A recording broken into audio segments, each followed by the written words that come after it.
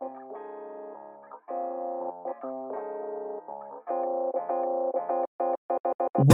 to TipTea Podcast. I'm Robert Dodd and I'll be your host tonight.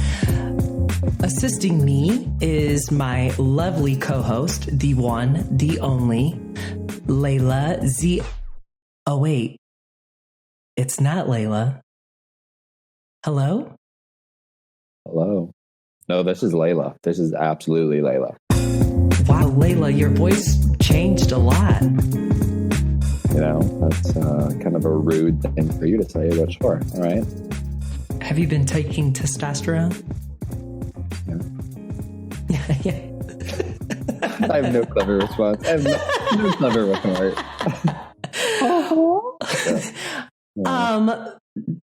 Today with us, surprise bitches, Layla is unfortunately not able to be here with us tonight. So instead you get second rate talent today. No, I'm just kidding. Tonight we have our very special guest, John O Brien. Welcome back. I'm excited to be here and also slightly offended to be here. Why are you offended? You just called me second rate, but honestly, I do get that because like Layla's a queen and you know, I can't compete there. I get that. Look, the math adds up. I get it. First of all, I'm just going to say, like, you were our first choice to fill in, so you should feel honored about that. Okay, I feel pretty good about that. You are our first choice. Thank you once again for coming and talking to us tonight. We really appreciate it. Especially it was very last minute, so thank you. No, I'm excited. Like, thanks for thinking of me. This is awesome. I loved chatting with you guys before, and you know, we'll never be able to fill the shoes of Layla because she's a badass Bia. But you know, I'll try. The critics were raving about you, and I quote, "The best interviewee we have seen since Prince Harry and Meghan." You know, so, I am often compared to both Prince Harry and Meghan. So I get that. That's like the fourth time this week. So thank you. I'm honored. Like Oprah honestly kept calling me. She was like annoying. She was like, "Hey, are you free on Monday night?" I said, No, I am not free. I have better things to do, Oprah. So I'm excited. Bitch, I would have just left you. I would have said, John who? John. What? You John O Brien for Oprah? oh my gosh. Yeah. You know, okay, I wouldn't ditch you because I would never do that. But I would be like, can John come? Like, can he come hang out with us? But then we would single-handedly be like they would cancel Oprah because of us. They'd be like, I don't know what you allowed onto your show, but that was unacceptable and offensive. Just offensive to like the senses, not like to their taste. It's like, what the hell has happened? So, you offend me on all. How many senses are there? Touch. All of them offend me. And the subsenses and the subsenses, yeah. Taste, smell, sight, all of it. Disgusting. You're repulsive. I mean, smell great. I smell like chicken strips. It's really good. Wait, where did you go to eat? I feel like I can't tell you. Tell me. No, you're not telling me. You're telling the audience. Tell the audience. Well, I don't want to tell the audience because once I tell the audience where I went, you're going to be angry because you told me recently how much I went to Raising Cane's. And you know what? It was delicious. And I stand by it. And right now I got half of a chicken strip just staring me in the eye. So if this podcast becomes chicken strip ASMR, buckle up, listeners. Okay, so we're going to go on a journey. Raising Cane's is repulsive, first of all. Okay, we're literally, how long have we been on this call? 2 minutes? this like podcast for 2 minutes and you're already attacking Raising Cane's. First of all, bitch, we just went to go get chicken. We went to Chicken Out, and okay. I told you that I fucking hated Raising Cane's. So then what the fuck do? You go to the place that I fucking hate. Okay. How dare you? So you're not entirely false there. Yes, I did full wellingly know your distaste for this chicken.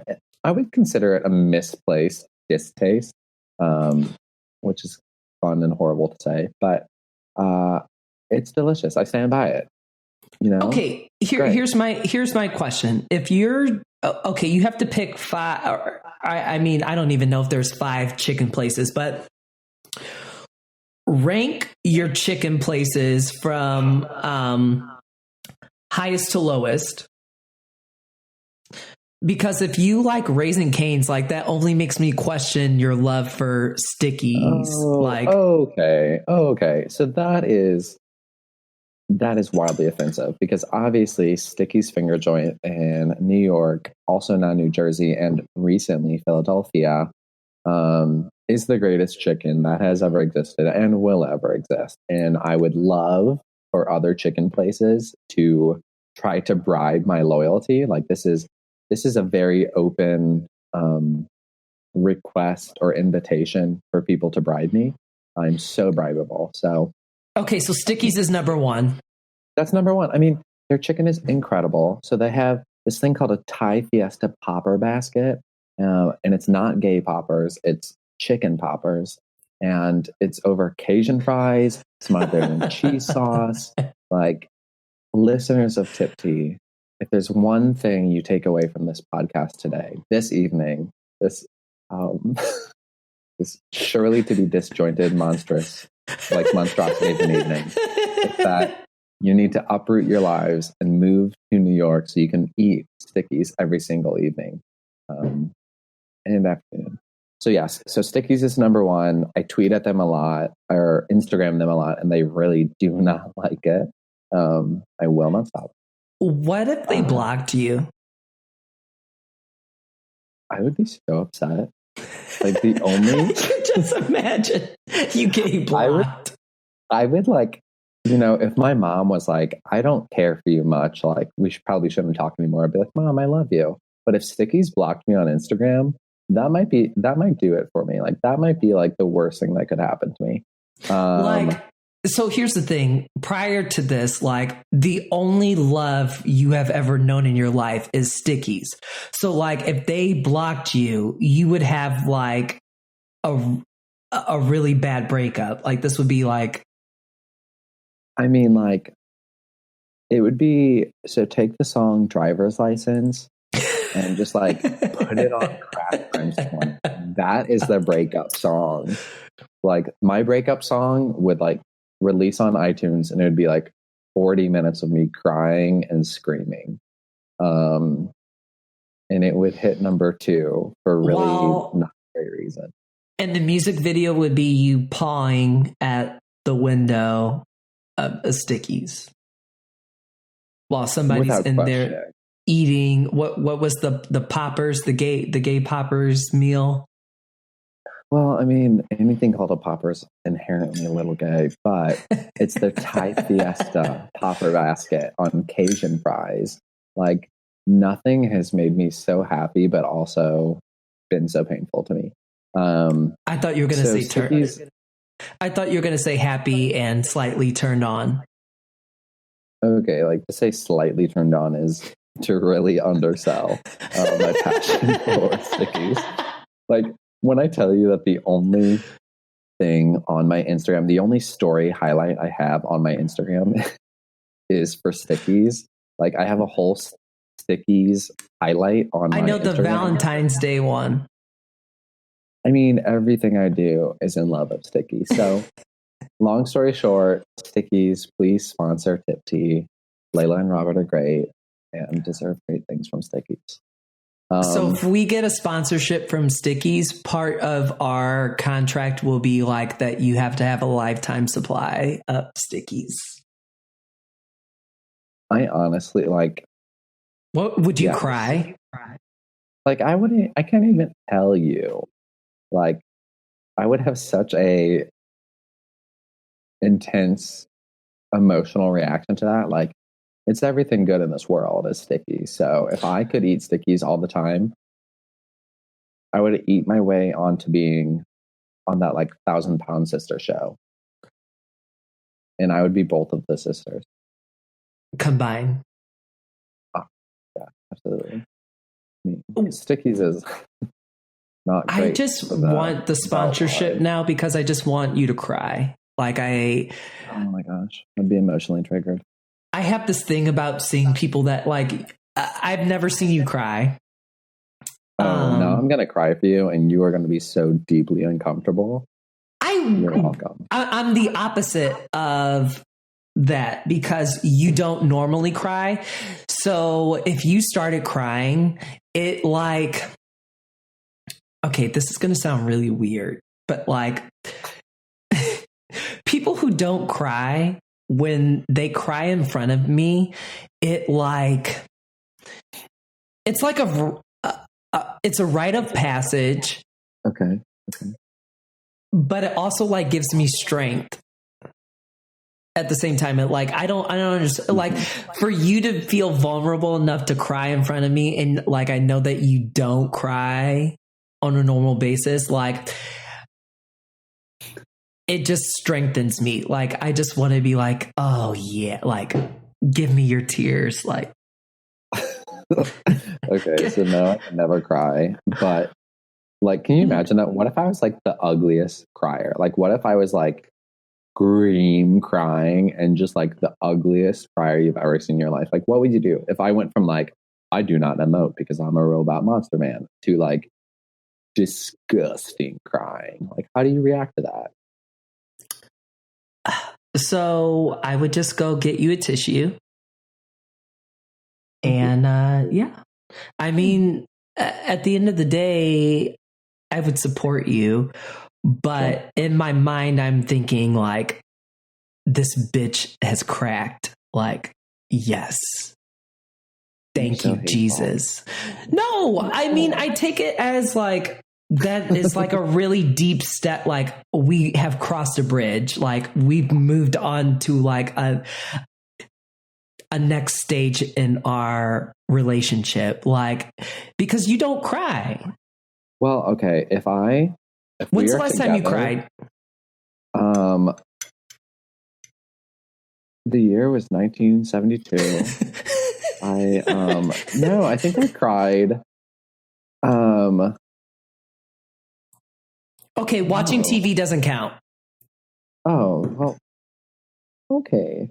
I mean, I guess the last time I cried was probably when I left New York because Stickies was leaving. That's not actually that. But like, honestly, maybe the next time I cry, the first time in my life I will cry. I will shed one singular, beautiful, emotional tear. The first time I walk into a Stickies. That'll be the first tear I've ever post-quarantine. Oh yeah. Post-quarantine, like, and it'll be the first time I've cried, which will be really, really wild for me. The first time you've ever cried? Ever in my life. So like beautifully and tenderly, that one singular tear for Stickies. But honestly, my goal in life is to be as good, the best cry in the world, without question. And this is the entire topic of tonight, is the best snotty crier to ever exist is Viola Davis. Prove me wrong. Tell me I'm wrong. You're trash because that was my pick. It is. I mean, like, it's the only pick. Viola Davis's snotty cry is the best thing that's ever existed. Her like How to Get Away with Murder cry, unreal. Princess cry, unreal. Like, no one can snotty cry anywhere like Viola Davis. Here's only like thing. Semi-close is, I will say, Ben Platt in Dear Evan Hansen had a pretty solid snotty cry. I would put him in the nomination category, but like Viola sweeps. Like, we all know it. Ben knows it. He will snotty cry at his loss, but also at her victory. honorable mention is Tobey Maguire. He is a really ugly crier. Yes. But is it a good, like, snotty cry? Yes. Yes. Oh my God. See, I mean, but Viola Davis tops it. And here's the thing. She sets the scene, right? Like, yeah. It's not just like the ugly, like, I mean, she's just an emotional, like, How to Get Away with Murder. I mean, she takes the wig off. She takes her eyelashes off. Like, it's not just a cry. Like, you're seeing a woman vulnerable and like, yeah, just vulnerable. Like, she just sells it. Chef's kiss. Chef's kiss. Iconic. No, she, like, every single time. I mean, I'm telling you, that scene you're describing right now, why is your penis on a dead girl's phone? The best thing, that's the best moment in television. It's her taking off the wig, taking off the lashes. Why is your penis on a dead girl's phone? Best penis in your podcast. We're just going to bleep it out. No, I'm just kidding. You could say cock, penis, whatever you want. No, I'm going to say penis all the time, so you just have to bleep it out. I mean, if you're going to say... Okay. I feel like this is going to just be a rambling episode, but what is your take on... I saw this TikTok the other day, and this woman was talking about how she finds the word cock like repulsive, like when white. So she was this black woman and she said, I will never date a white guy because when they talk about their dick, they say cock. And I just can't say, I just don't like the word cock. And I didn't know that that was like a thing. What is your take? I get it. It feels like, it feels dirt. Like, I do feel like that is the one that feels like the raunchiest to me. Yeah, but I'm not like, I don't like care, like penis, dick. Sure. But I will say that I am a person where, okay, so my roommate, my freshman year of college, he used to be a camp counselor. And he told me that one of his kids used to call his penis a padoodle. The kid would refer to penises as padoodle, not my roommate's penis as padoodle.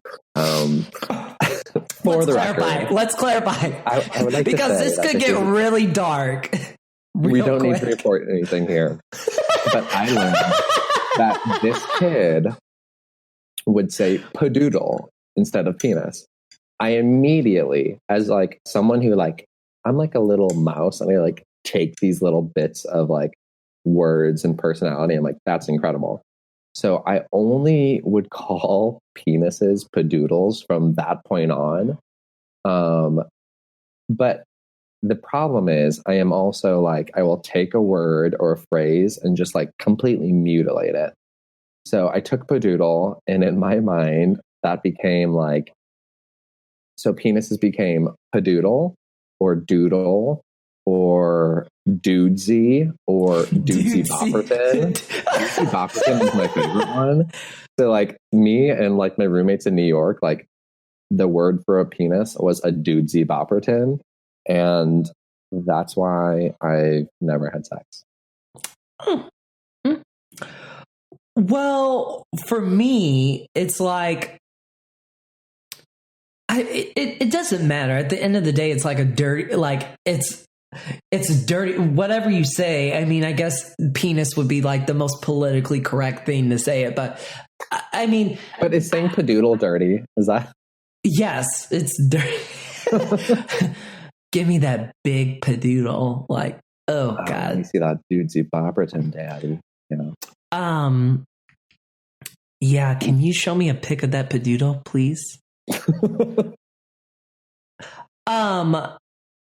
But I just thought it was fascinating that somebody was so repulsed by the word cock. But I was reading the comments and apparently it's a thing. Like people don't like the word cock. And to take it a step further, people were saying that mostly white men say the word cock, which I don't know if that's interesting. That's really interesting. And I think I'm so deeply uncomfortable that I don't know if I would. I don't think I would say that. But so you would rather say padoodle? I mean, obviously. I mean, even if you were dating somebody, you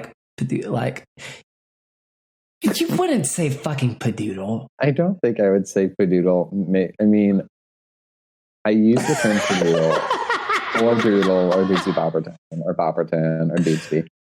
Those all are used often, but maybe not in a romantic setting. Fair enough.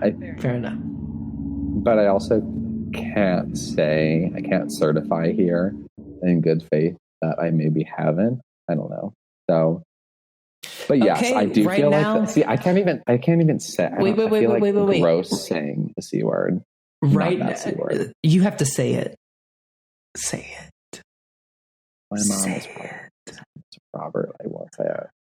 Fine, whatever. Okay. Don't say it. Also, if I just, speaking of which, you just brought up the perfect, speaking of which, Katie O'Brien, if you are listening to this right now, I just want to take a shout out to say, I cannot fucking wait to meet you.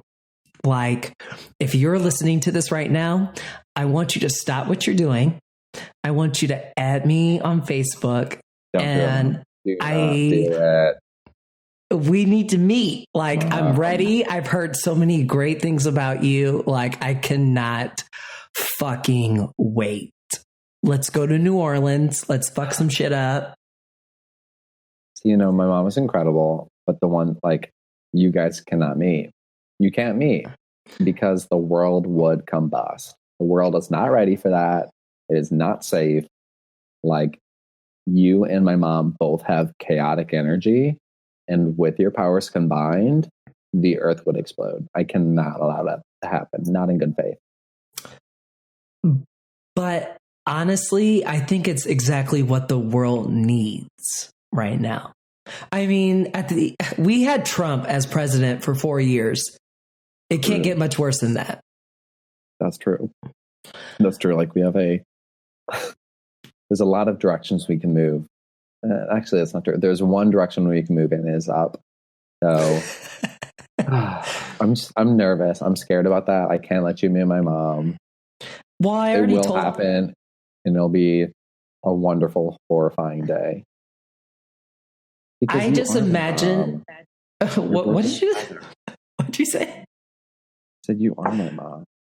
Are you my mother? That's a horrible thing to say. No, my mom is incredible.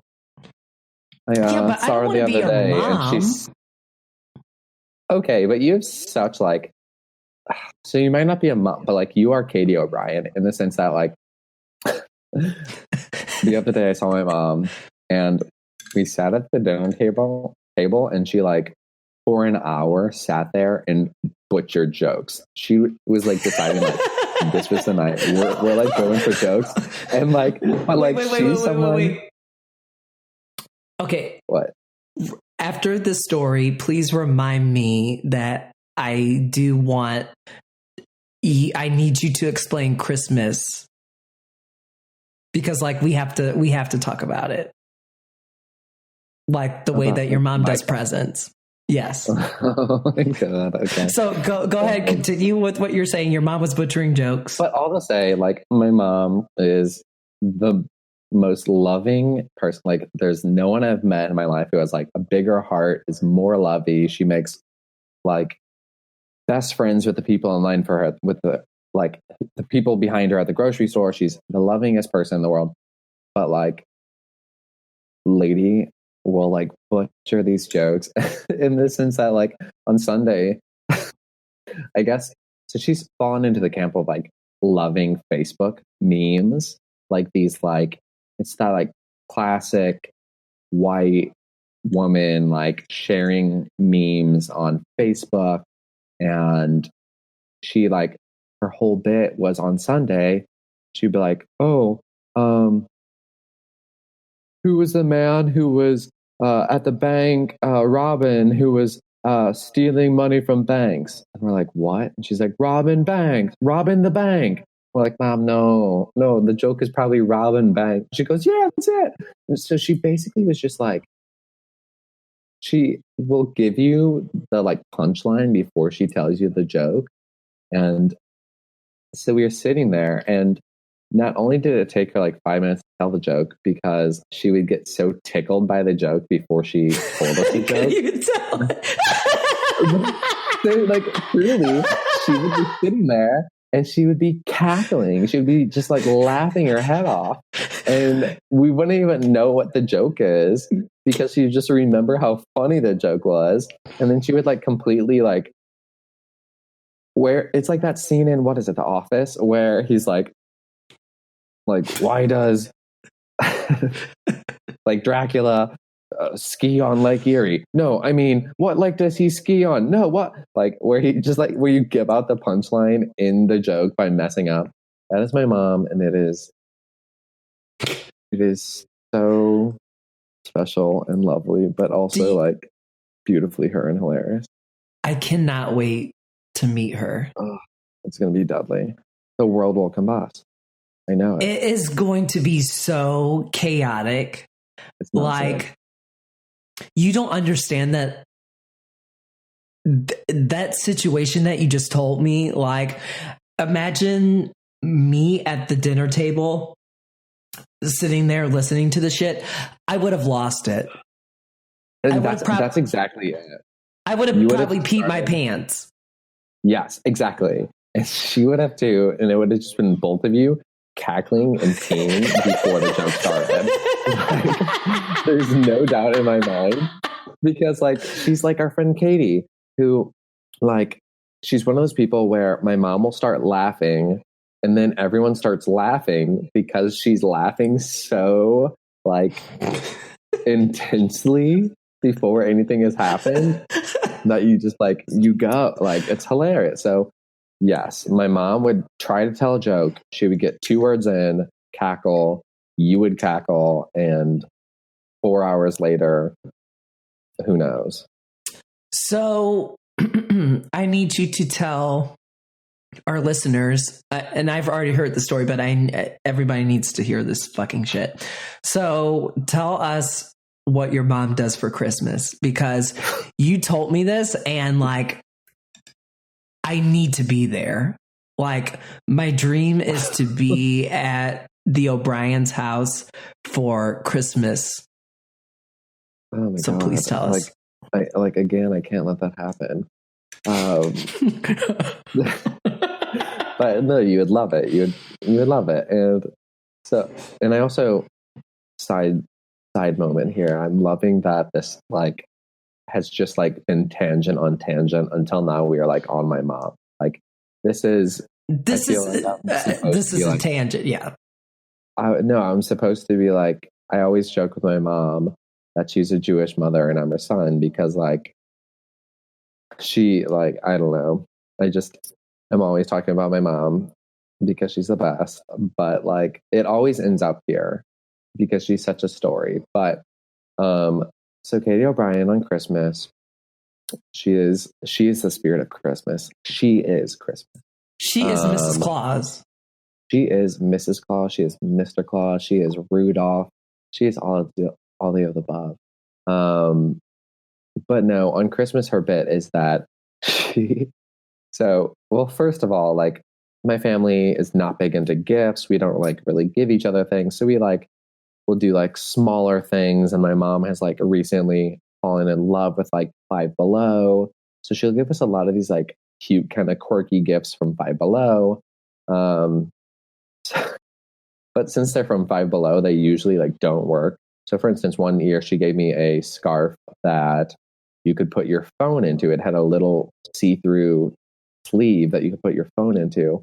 I put my phone in there, and the zipper broke immediately. So I had to cut my phone out of the sleeve on Christmas Eve. And like she bought us all these like mini microphones that you can plug into your phone for karaoke. And I've truly never laughed so hard in my life because like they were broken and like it sounded chaotic. But tangent to the tangent to the tangent. Essentially on Christmas, my mom she'll wrap a present and then she likes to say like to John from, and she'll pick in her mind some person or fictional character or something that is semi-loosely related to the item she has given you. So like, man, I'm alive.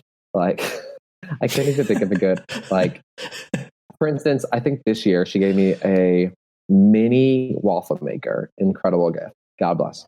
Incredible gift. And it was from Mrs. Butterworth. And I was like, okay, that's and fun. But like that one was good because it actually made sense. But like a lot of times she will choose these like random people that like none of us have ever heard of. Like I need an example of like one that you were like, what the fuck? Well, like the biggest thing is I don't even know. Like she'll write a name and she'll be like, oh, you know, Jackson McKnight. And you're like, who, what? And she'll be like,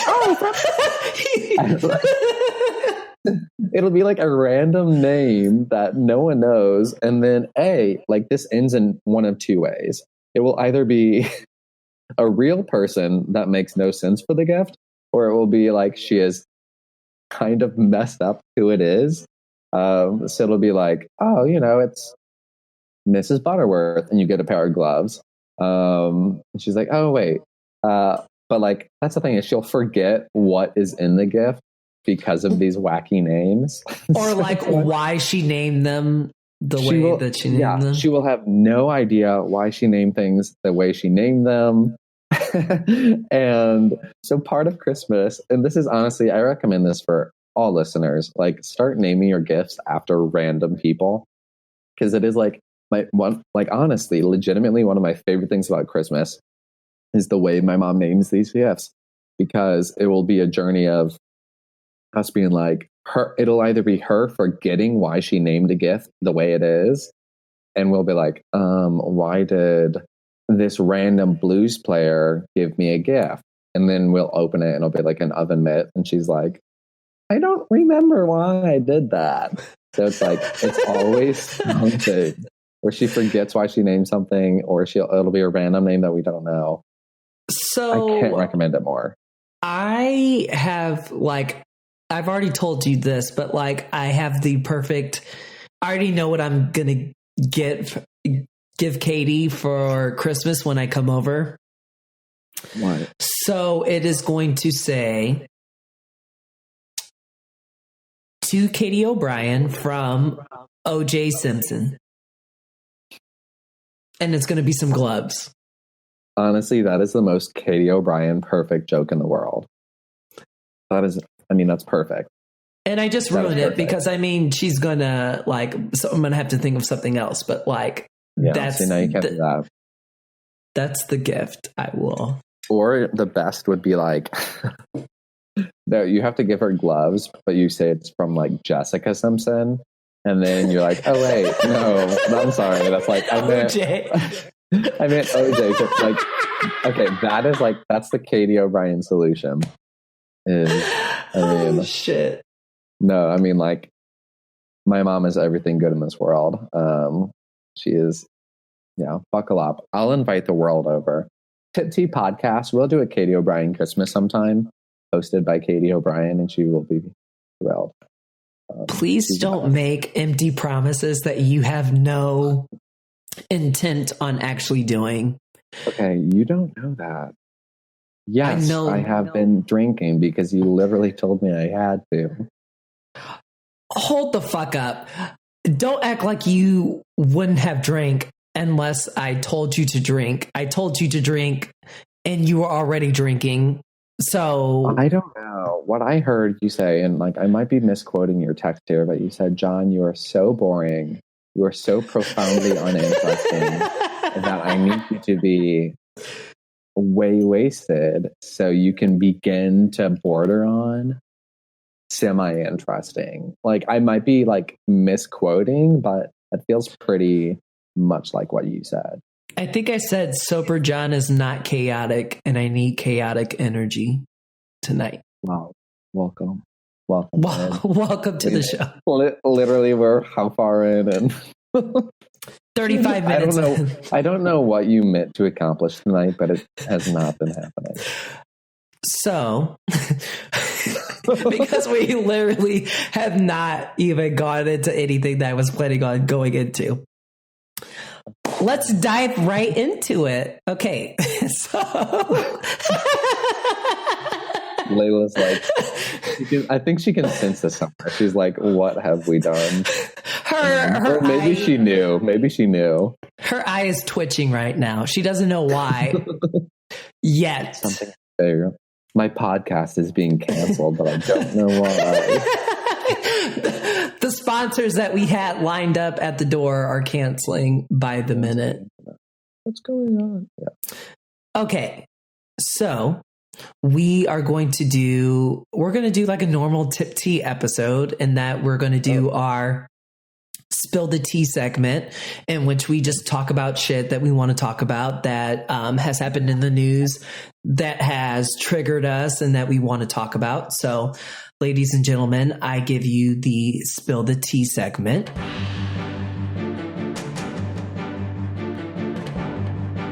Spill the tea. I will go first. Please. So, did you read the article about the shrimp tails in the Cinnamon Toast Crunch cereal box? Not only did I read this, like, it is one of the greatest sagas ever. First of all, you didn't pick this, did you? No, I did not. Okay. But I've been following this, and it's so hilarious, but it also, forewarning, might have a less funny ending. So I only know a bit, but okay. So this writer and TV producer, Jensen Karp, contacted the Cinnamon Toast Crunch Twitter account Monday, March 22nd, after he claimed to discover fishy looking items in his cereal. At first, the company offered an apology, but that quickly turned south when they responded to Jensen via Twitter.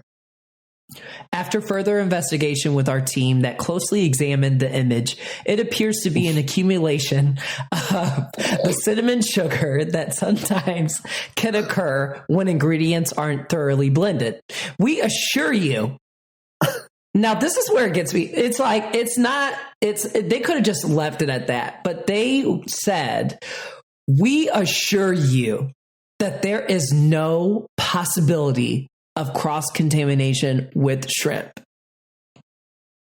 That's like a bold. That is a bold ass fucking statement. Like, there is no possibility. If you look at these photos, that is clearly a shrimp tail. A fucking shrimp tail.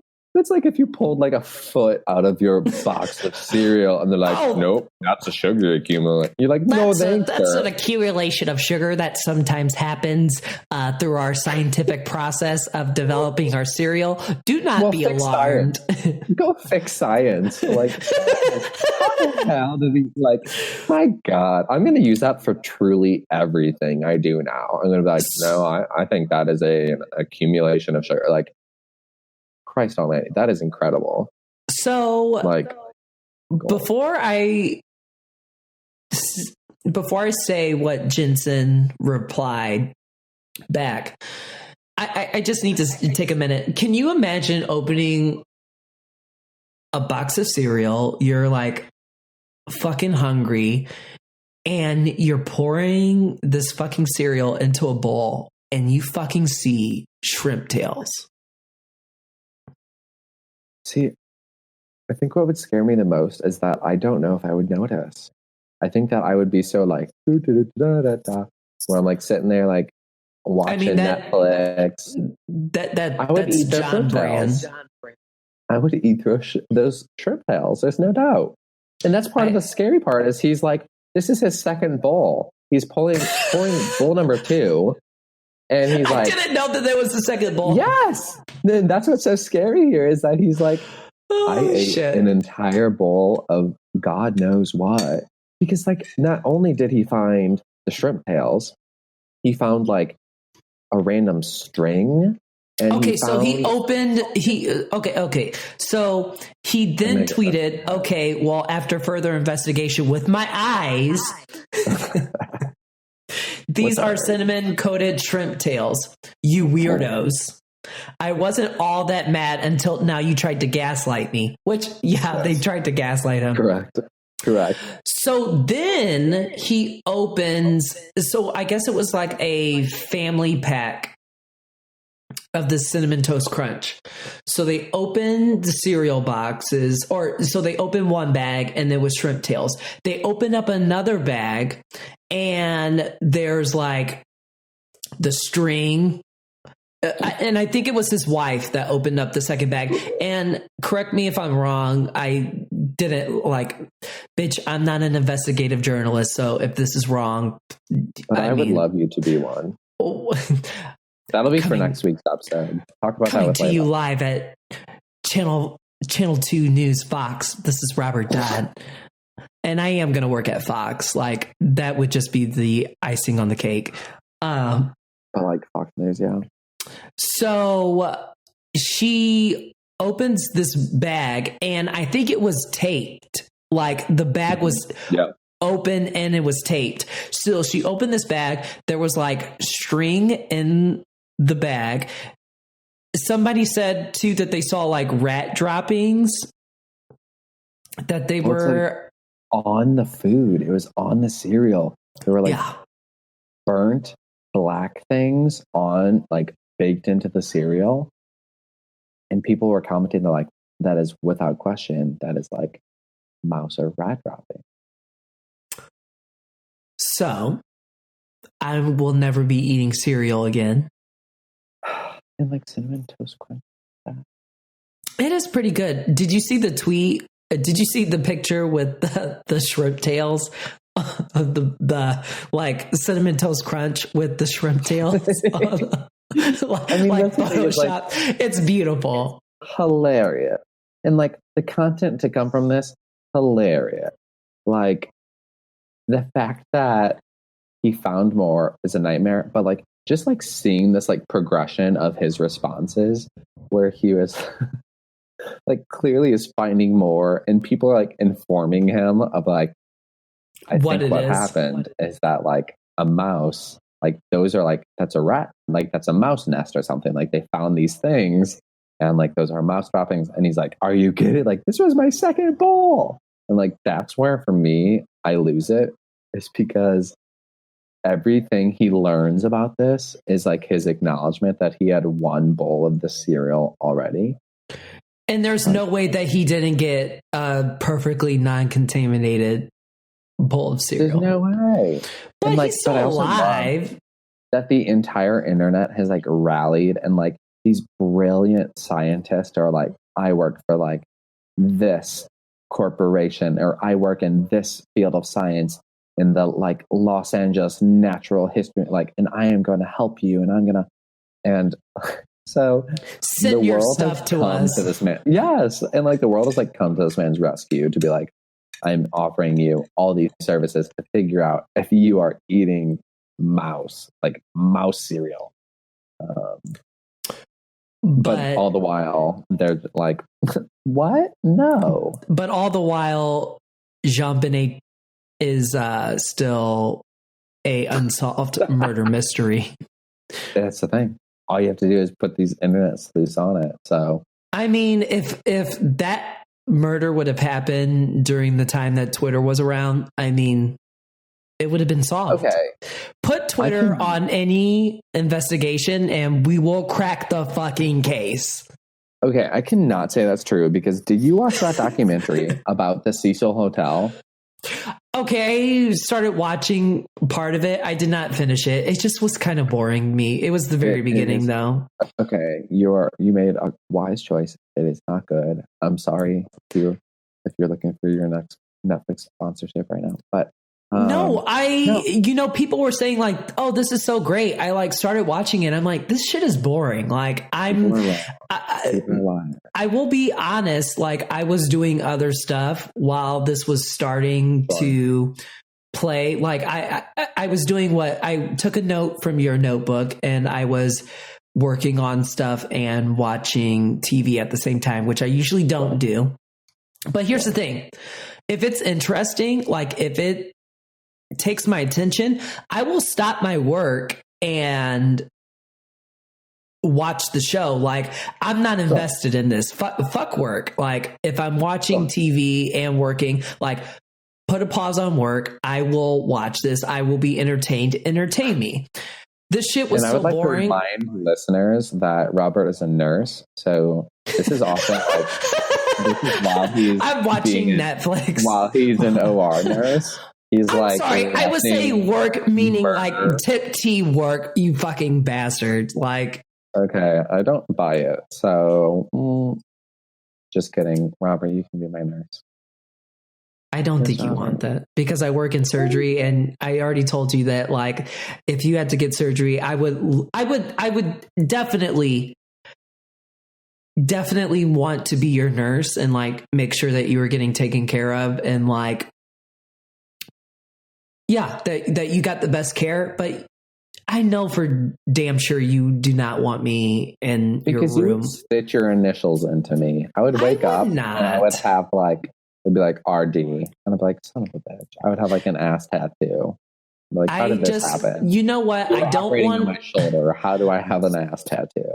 I don't want to be in the room during the surgery, but I would love to be in the room as you're falling asleep and I just whisper in your ear, because like, here's the thing, you're not going to remember any of it. And then I would just say something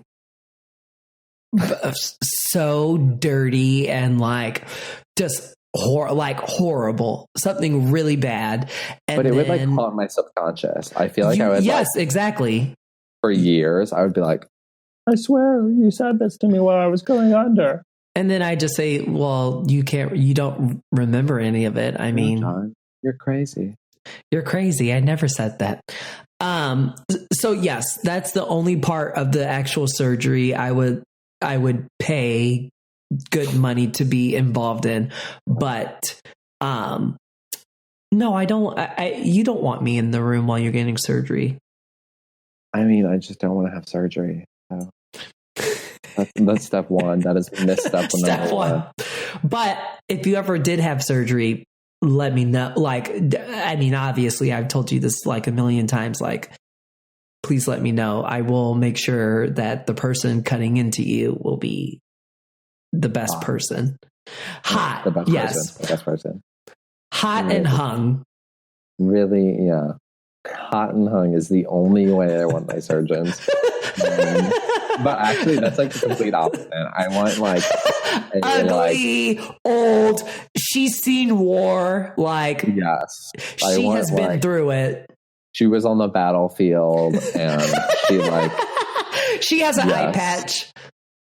Because when she looks at my like haggard body, she'll be like, "Okay, like that's exactly what I want." I don't want to wake up and see like Mr. Dreamy staring down at me, because that's my nightmare. He's going to be like, why does your face look like that? You had surgery on your arm. I was like, I don't know. This is not when I was born. Why is your face all swollen? Nurse, we need to help him. He looks hideous. Like, his nose surgery went all wrong. He had surgery on his knee. Like, now, if you did get ears, nose, or throat surgery, or neck, like, I'm your bitch. Like, I will make telling me that I need your No. I'm just saying, if you ever do need like like a surgeon that's like that kind of specialty, I I know plenty. Like, I'll hook you up. Like that's my specialty. Like, I'm very good at that shit. But yeah, I won't be in the room. Maybe when you're asleep. See, here's the thing. Like, we're 50 minutes into this, and it's just tangent after tangent after tangent. See, this is why I was not equipped for this. Layla, I'm so sorry. I'm so sorry. What's your second, or I'm sorry, what is your pick for the Spill the Tea segment? Okay, my Spill the Tea segment contribution is all this. The ship that's blocking, or was blocking, the Suez Canal. Essentially, so the Evergreen, this large cargo ship, was traveling down the Suez Canal, which is, oh my gosh, between Egypt. It's like, it's a major trade canal. I did not take notes. You seemed way more well prepared, and I didn't realize how important it was. So I apologize. No. I made it formal. It does not need to be very formal. I need formal because it helps me stay on track. But obviously, which is not going well. It's not going well. So just fuck it. So, long story short, this cargo ship, the Evergreen, I believe, was traveling down the Suez Canal, and because of poor visibility and high winds, this one of the most massive cargo ships became like, it was pushed off course and essentially blocked the entire canal. So this ship is blocking the canal, and this canal is it is responsible for like 10% of the international trade in the world, I believe.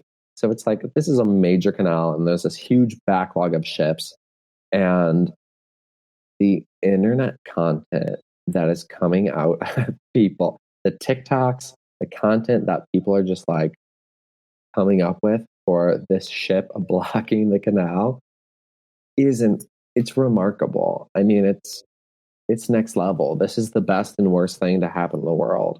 I think it has finally, like today, as of time of recording, has been like fixed or dislodged, or whatever you would call a ship that's stuck blocking an entire. I mean, it feels almost right.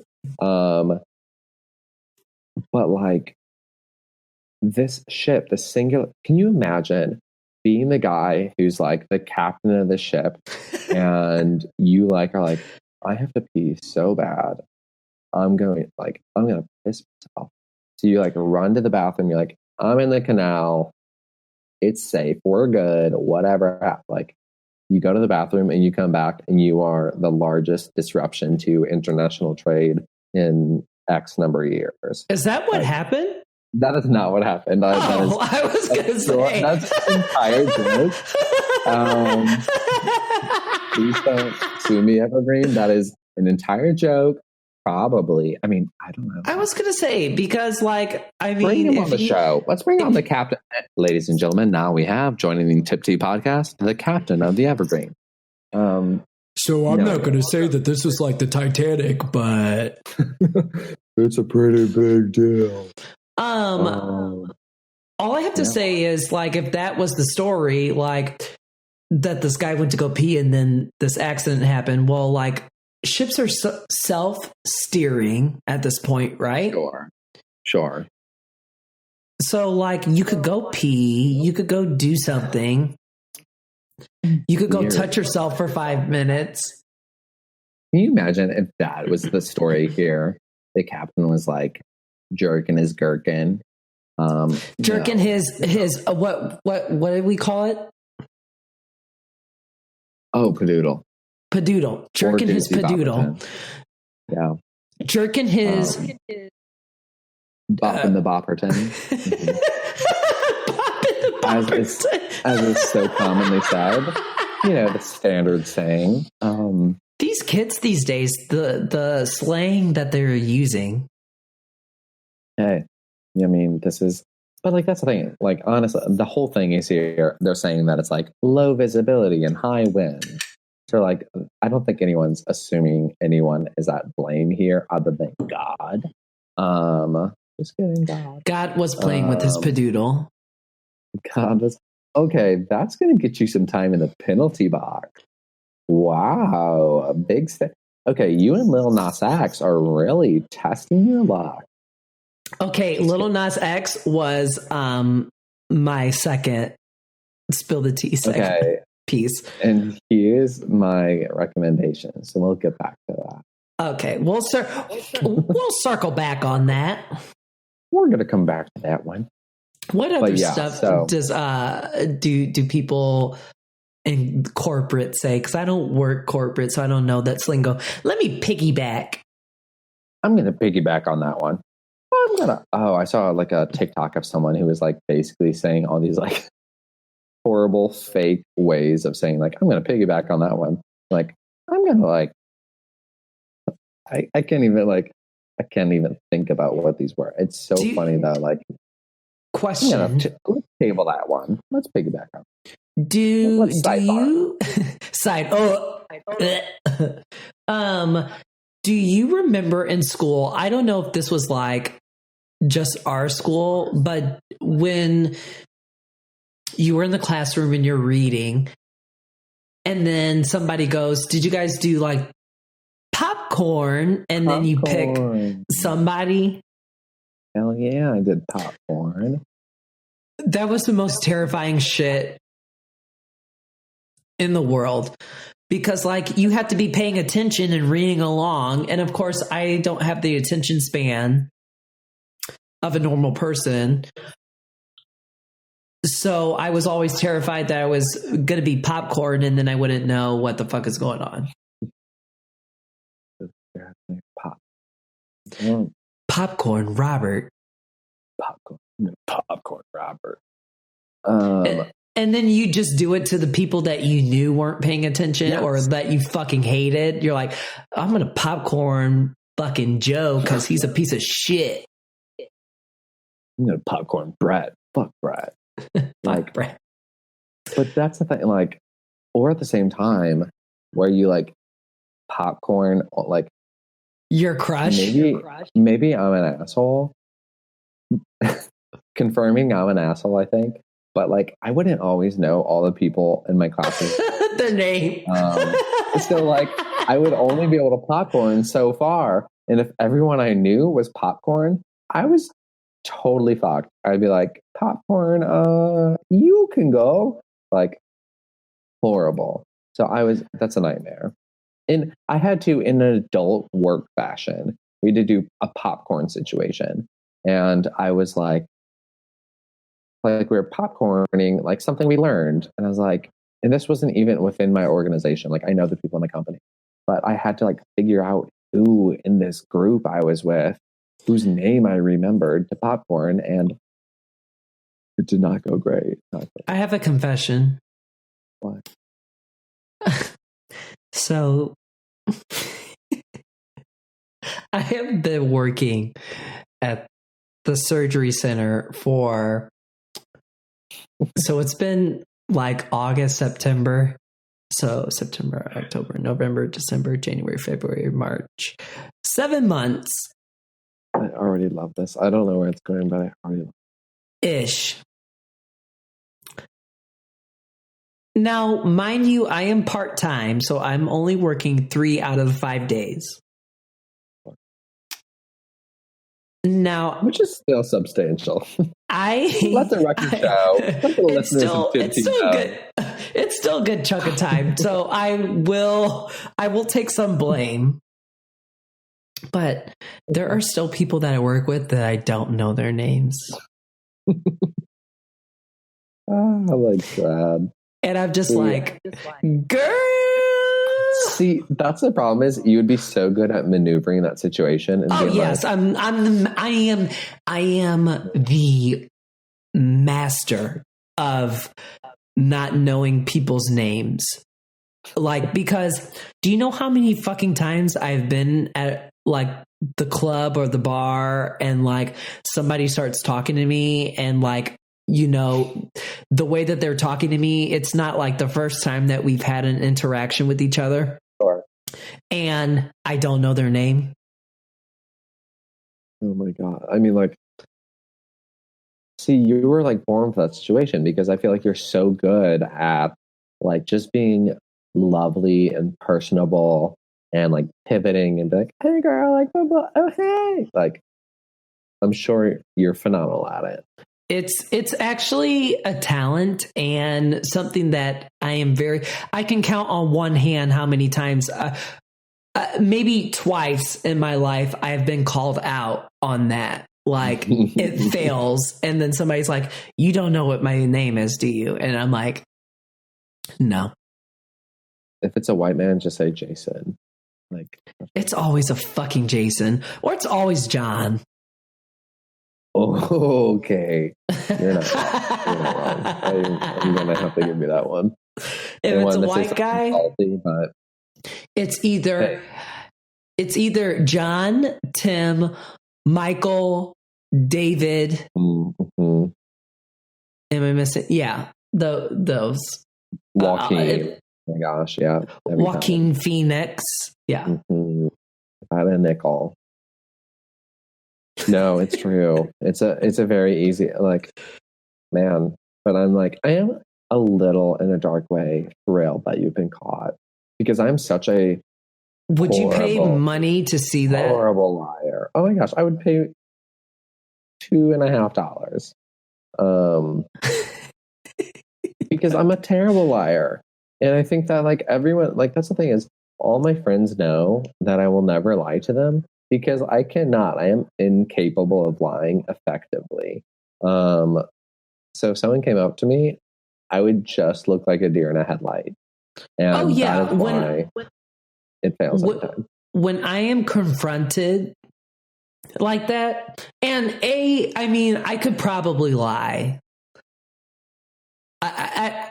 I would say I am a decent liar, unless like you know me and you see like my tics, and at the end of the day, I wouldn't lie. Like a really huge dramatic tic, like every time you lie, you like punch out your left arm or like do something really obnoxious. Like it's very subtle. Most people don't notice that. But it's like something absurd. Like if I've been drinking, like I'm not at my height, and at the end of the day, like what am I going to do? Try like if somebody confronts you and they say, "What is my name?" You have either two options, or if they say, you don't know my name, you have two options. You can either one, try to say their fucking name and get it wrong, or you could get it right, but it's more likely that it's more likely that you're going to get it wrong. Or you could put your big girl panties on and just admit that you don't know their fucking name and then move on. But like, have you ever been like confronted in a way where someone says, you don't know my name? Yes. Damn. Okay. And I was like, yeah, I tried. I mean, at that point, I feel like you have to be like, ruh-roh, my bad. Or you could be like, oh, you must know my twin brother, John. My name is... You can either pretend... You can either pretend... I'm a twin brother. You've never met me, and I don't know you. You can pretend that... You can pretend that it's your evil twin. True. Or you could pretend... Evil, yeah. You could pretend that you are having a seizure. Fall the ground. Other logical response. Yeah, no, I get that. Pee yourself. I mean, then what? If I had a nickel for every time I used peeing myself as a way out of a social situation, I would have no nickels, but would be really intrigued by all the nickels I could have. After this conversation, I might think about it. Did I just give you an idea? Next time you're confronted, you're just going to piss yourself and have a seizure? Oh my gosh, Robert, oh shit. This is so embarrassing. I actually just peed myself, so I'm going to have to leave this call right now. I'm going to have to end my time on your podcast on account. Oh, embarrassing. So you can't leave because we have to play a game. Well, I hate that. Okay. Are you ready? No, I'm like absolutely not ready. That's the thing is I love you, but I also trust you about 6% because I said, oh, how do you want me to, like, I'm joining your call, like, so excited. Thanks. I'm excited to be on your podcast. What are we talking about? And you go, I'm not going to tell you. I go, okay, well, it's going to go really, really poorly. You like a surprise, so. No, I don't. I actively hate surprises. We're going to play the BFF game where we... Oh, no. So, I'm going to give us a category. Oh, no. So, Layla, it's going to be a category. And I'm going to say, so for example, our first one is going to be, no, well, actually, I don't want to say which ones. So basically, like this game is going to be like, I'm going to give you a topic. Okay. And then the point of the game is you have to guess what I would pick for said topic. And then I have to guess what you would pick for said topic. And then we'll go 1, 2, 3, say it at the same time. But I'm saying what you would pick. No. So we'll each take turns. So like, oh, okay. So can you imagine how fucking chaotic? I'd be like, yep, that's right, correct. Like, yeah. So it's basically like the Newlyweds game. Sure. Okay. I've been married 4 times, so I'm going to be really good at this. So you'll be an expert at this. Perfect. Oh my gosh, yeah. Okay. And I force my spouses to play this game every time. I've been watching a lot of Gossip Girl, so everyone has multiple spouses. So I apologize. That's the new thing. Like, you got your spouse number 1, spouse number 2, spouse number 3. I thought you were saying Gossip Girl. And I was like, I think I'm like 2 decades late for this. But see, that's how I watch TV is I am like, I tell everyone, oh, it's on my list. And then like truly decades 10 later, years like, later, I get to it. I'm like, oh, neat. And people are like, yeah. That was great. I liked that. I liked that when I was in middle school. I'm like, okay, cool. I mean, I was in high school when Gossip Girl was out, but... Which means I was in high school. Okay. Yeah. We were in high school. We babies. We are... Oh my God, we're going to be 30 next year. I don't even want to... See, but I'm kind of ready. I'm kind of ready. See, I think 30 is the gay prime. 30 is like the millennial prime or like the new prime. Here's the thing. I've looked at my old pictures and then I look at my pictures now. And I have had a continuous glow up. Like, okay, you have too. Like, I've seen like your I wouldn't go that far. You have aged very well for yourself. Like, if you compare what you looked like as a kid to what you look like now, like, bitch, you had a glow up. So, see, I was a really fucking hot kid. I was so sexy. Yeah, I could throw up. Like, fuck. No, I think I really like my prime was like you peaked. I was the hottest 8-year-old you ever see. You are disgusting. Stop. Okay, you literally made that. Like, you can't be like, oh, you peaked since you were a child. Like, I fucking hope so. I mean, some people did peak in high school. True. Oh my gosh. Yeah, that's true. So high school is a peak time. And also it wasn't the people for me. who act like they're high schoolers. Yeah. It wasn't for me. I did not peak until I want to say like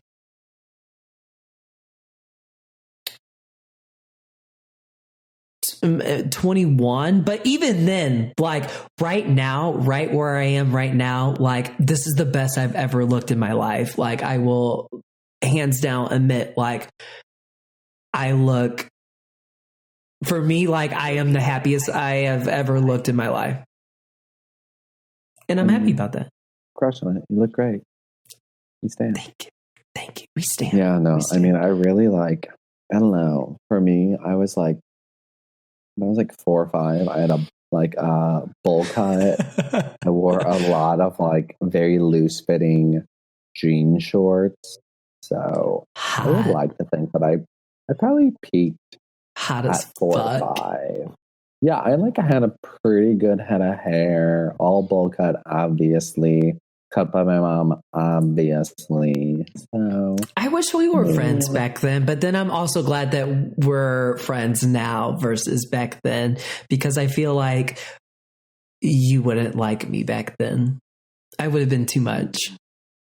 You wouldn't like me back then. No, I think I would have.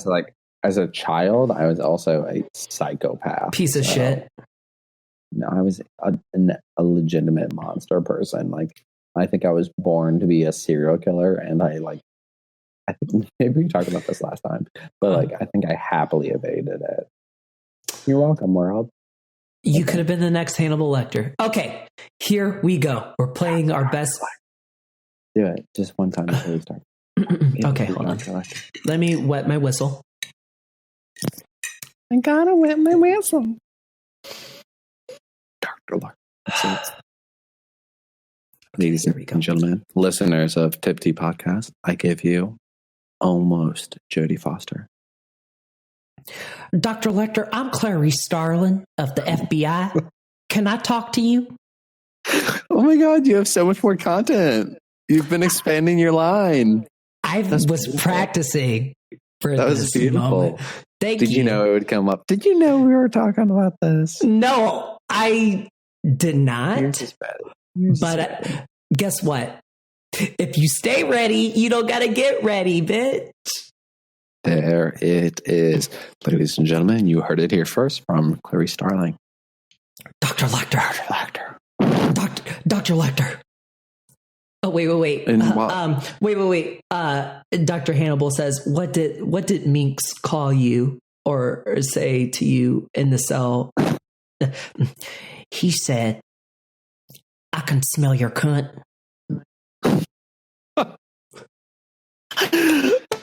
Oh, ladies and gentlemen.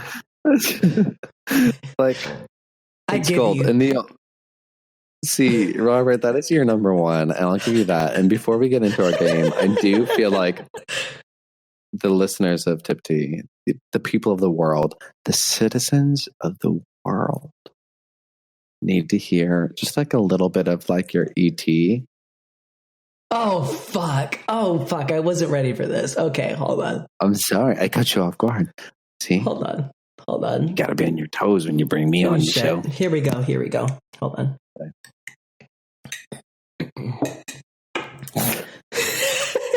I'm already off put by this, but I love it. Elliot. Hold on. I got give me a minute. That wasn't my best. See, but like your best is like the sound, like the weird, like little troll sound.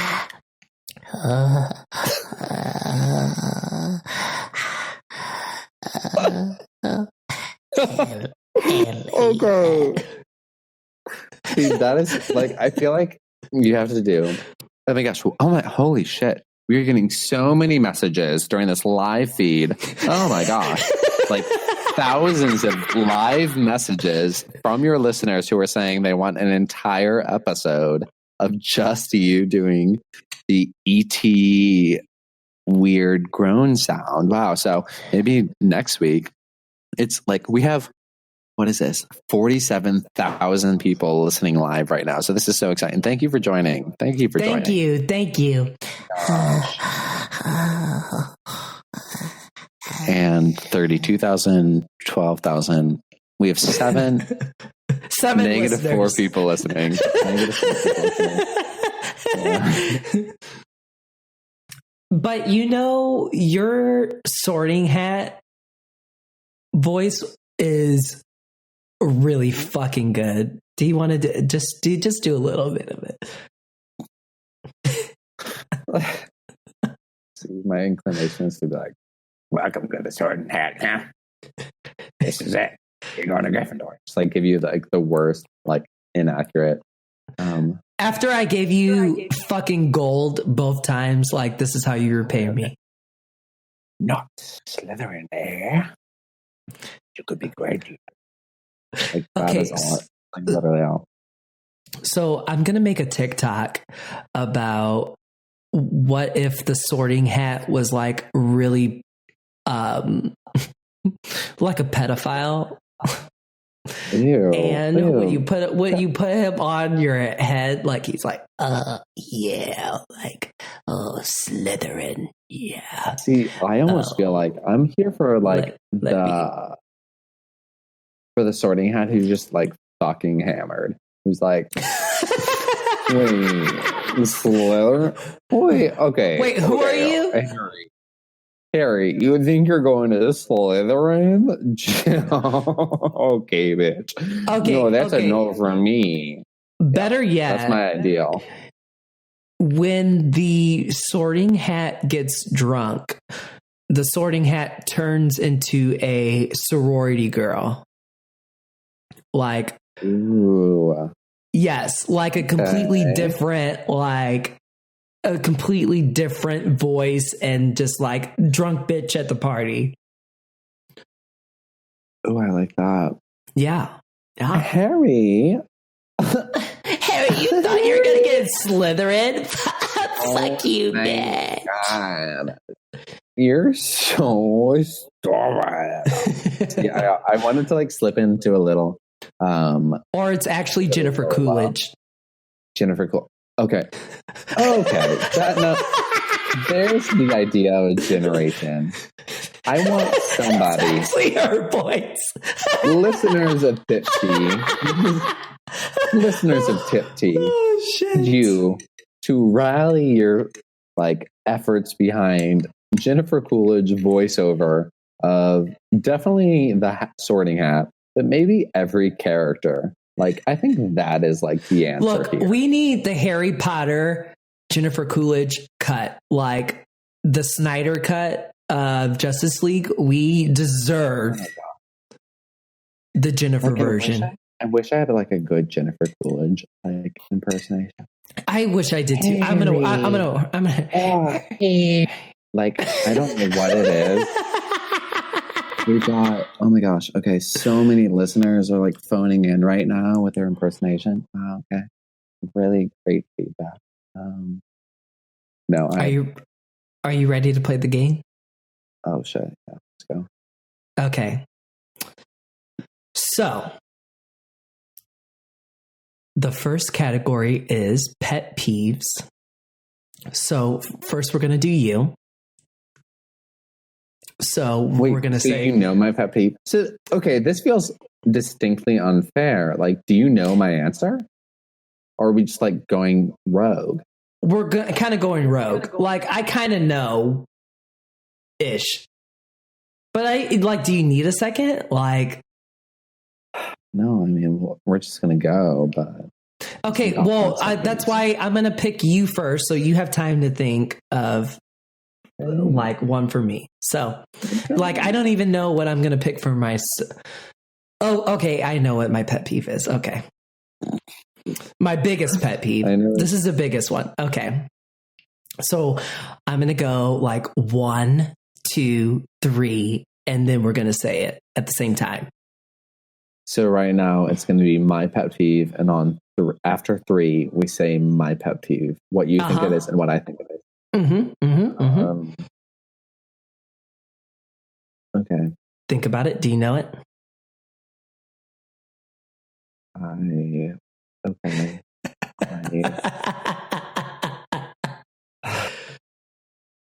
Okay, I'm just gonna say something, and next week I'm gonna think of something good. But this is. I mean, I didn't. My answer's not complex. Don't overthink it. Okay. Right. Don't let me down. I'm gonna let you down. There's no way. I truly, as I was doing this, I'm like, we're probably not going to have a single right. I'm probably not going to get a single right answer for John because there's so much room for error here, and I live in a world of error. And I also have the memory of like a guppy. Yeah, I know. We're gonna die here, and the problem is, I will get my own answers wrong.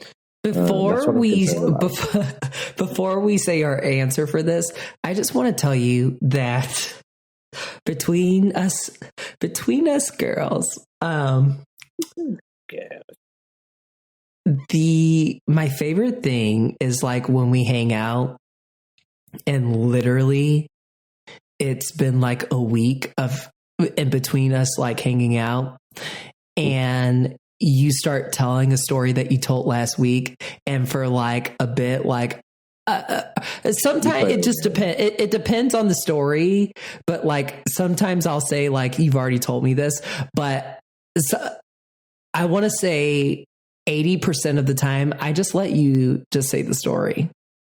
But I also think that a portion of those times I wonder in my head as I'm speaking if I've said it already, but like. But I just let you speak. So, like in the future, do you want me to be like, you've already said this story? Because I kind of just like you, just telling it again. I want you to say, at least you're consistent. I want you to tell me, but I want you to tell me in a really aggressively mean way. Like I want every single time I repeat a story, I want you to. Do you just want me to slap you? Profoundly rude. Hey, you stupid bitch. Yes, exactly. I want you to slap me with your words. Slap me with your words. If I'm not crying, I almost said slap you with my padoodle, but that's inappropriate. That's an entirely different podcast. And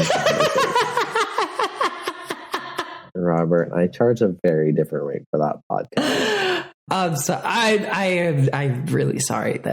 You're right. You're right. I'm sorry. But I will say that I do enjoy you repeating the same stories over and over. It's that's convenient. Very funny. Not gonna stop. Yeah. I'm not gonna stop you. I just think it's funny. Okay. And it's always very consistent. It's never like you're telling two different stories. Like it's the same story. So I am. At least you're very consistent. I'm a consistent person. I'm a poor liar. So like everything I say is like very consistent. It's just like, I'm going to have to apologize. Right now, I just looked at my screen and I have for some other channel I'm a part of, a Shrek. There's a picture of Shrek. And then on this, on my screen, there are 2 long neck Furbies holding knives. So this is not going well. But yes, so I apologize. It can only go up from here. Shrek and the long neck Furbies for my repetitiveness. But I am ready with my pet peeve. Okay. Okay. So after 3, we both say it. Okay. 1, 2, 3. Lying. Programmer. Well, really? Wow. I guess so. I feel like lying for a pet peeve is like heavy shit. Like that feels like that doesn't feel like the whimsicalness of a pet peeve. True. Murder, mass murder is my pet peeve. But here's the thing, like, you are so easygoing that this was a hard pick, like, because you're very easygoing. Sure.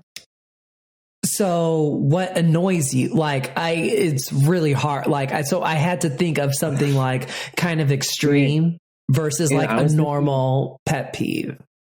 I was thinking like whimsy. Whimsy was on my mind.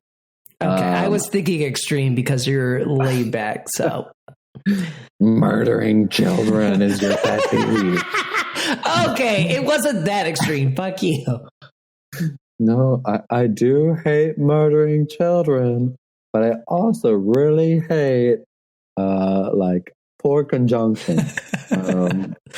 I didn't know that bad grammar was like, I have horrible grammar sometimes. Honestly, no, you actually don't. You have excellent grammar. But what drives me crazy, and this is like the most annoying thing, and like, man, maybe I should get murdered by a long neck Furby with a knife as I look at a picture of a long neck Furby with a knife, but is the misuse of a part. Like, I am a part of this organization and apart from, and everyone mixes it up constantly.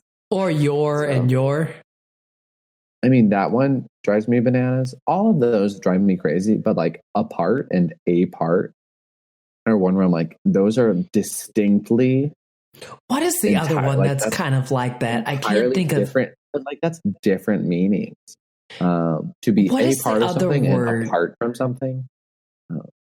That is like so that's that. like, I mean, that should be a pet peeve. Like that being my pet peeve should be everyone else's pet peeve of like, John is annoying because that is his pet peeve. What are other words that are like that? Fuck. No. I'm going to think about it. Okay. Okay. So now it's going to be my turn. Hold on. Okay. Is this your pet peeve? Yep. I know what my pet peeve is. Child murder. Okay. Should I give you? I shouldn't give you a clue. No, because I feel like I'm curious to know if I got yours. It's fine. I don't. Are you ready? I don't want to say it.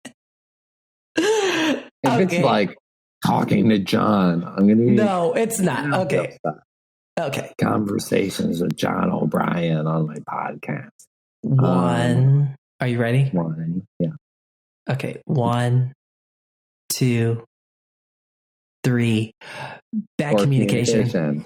Yes. Okay. Yes. Okay. See. Okay. We're doing well there. You got that right. And I think the law on all of us that you're terrible at communicating is that I'm poor at communication. So it is my poor communication that is part of the problem. Wow. Okay. So we kind of nailed that. Here's the thing. That makes me think that our communication is kind of awesome. So I never have to reply to your text now because our communication is so synced up. I mean, nothing, it wouldn't change anything. It would be like a normal day. Okay. I will say, yes, that like look, we started from the bottom. Now we're here, bitch. Now we're here. Not much further than where we started, but it's like going from dirt to grass. It's not very far. It's not very far up. Yeah, I'm impressed that you probably because I've told you so many times. No, that one seemed like very clear to me. So I guess I'm really great at communication and stuff, you know. But I've already told you this, but I will tell everybody else. I just want you to know that the amount of patience I have for you I don't have for a lot of people. Which is remarkable. I am not a patient person. And when you told me, I can't remember specifically like what we were talking about, but you said, yeah, you're a patient person. I almost fucking died. No, it's true. Because I'm not a patient person. Patient. Paciencia. Okay. No, I find you very patient. I'm very. I don't want to pat myself on the back here, but I think I'm really good at helping people learn patience. So like, shut the fuck up. I'm not going to excuse your poor communication for you trying to help people get patience. Like, don't, it was because honestly, no, Robert, you're not that thoughtful. You're not that thoughtful. I'm a phenomenal communicator, but I did this for you, so you're welcome. Actually, I taught you patience. So man, I guess my job here is complete. It's like that Ariana Grande song, like, one taught me love, one taught me patience. And I can't remember the rest. That's about it. That's about it. I'm the one that taught you patience. And yes. Now I'm going to like Mary Poppins into the sky. So bye. This has been great. Mazel, bitches. Yeah. Okay. Next. Favorite food for you? Oh no. Okay. Deal on mine, but yours is going to be hard for me. Deal. Okay. I'm ready for mine. Okay, I have mine in my brain, and I am going to give you a clue because I am going to be hard. Just think very general. Okay. Like in terms of like style of food. I can't tell you. Just general. That was already like okay. That's the only clue you're getting. Okay. General. Okay. Okay. So for you, here we go. 1, 2, 3, pizza. Donuts. Oh shit. Okay, donuts. Fuck. See, donuts fit into my brand. They are your brand. I wasn't even fucking thinking of donuts. No, but donuts are more your brand. I wasn't thinking. So you really are. We really aren't best friends. Yeah, I hate your. No, I truly like pizza. That's the thing is I like had someone message me today, like a associate, a coworker, who was like made some joke about pizza to me, and I was like, okay, so pizza is my brand. So you're not far off. Like no, if it but wasn't, donuts are your brand. Like at the end of the day, they are. And I forgot. Pizza or like that's my jam. Okay, so your favorite food, but I'm guessing general for you, like very like think very general. Okay. 1, 2, 3. Mexican. Seafood. Oh. And I also, my favorite thing about this is like this huge gap between, like, I should just wait for you to say it at this point. Seafood. Japanese. I'm like, oh, I was saying seafood too. Okay, now Mexican is a very so much Mexican though. logical decision because I do eat a lot of Mexican, and like especially with you, like we have eaten a lot of fucking Mexican food. Like so, yes, True. Mexican is a very wise choice. Like probably within the past month, if we had to pick a specific type of food that I've been eating, like Mexican would be like the top cuisine. Sure. So, I will give you a point. Like the same way that you would give me a point for the pizza, I will give you Mexican. Mexican is a point. You can have it. Ding, ding, ding. Okay. Now, favorite drink for you. Oh. I know this. I mean, you know this, but I'm trying to think of yours. Okay, now. I feel like I'm so consistently. I think I have like my consistent one, and you're kind of like across the board. I am very across the board, but okay, for I have to give you a clue for everything. So my clue it rhymes with for you is that it's probably the most the drink that I have drank the most with you. So take that as you will. Okay. The problem is, I feel like this could go two ways because there's a correct answer and there's a different answer. Okay. Oh, well, you could give two answers. Okay. I know your favorite drink, so this is actually pretty easy. So, okay. 1, 2, 3. Old fashioned. Yeah. Okay. Perfect. Yeah, see, I'm consistent. I'm very predictable. You're very predictable. So I'm annoyed by your answer, potentially, because I'm going to now answer this to what you have had literally the most with me. And okay. Actually, never mind. Yeah, never mind. Don't pick that. Fuck, I don't know. I can't give you a clue. Can I just tell you? Should I just tell you what I think my answer is? Just tell me.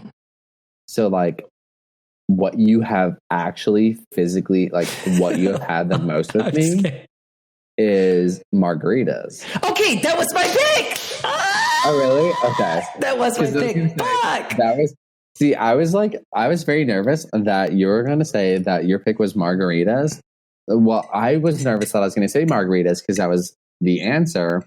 But it is. I promise. Like a gin and tonic. I thought you were going to say it because you like have that gin bottle. Like I was a little nervous that was the answer. But okay. But man, we should have done it. Now people won't believe us. They'll go, I promise we're friends. I promise you, like I was going to say margarita.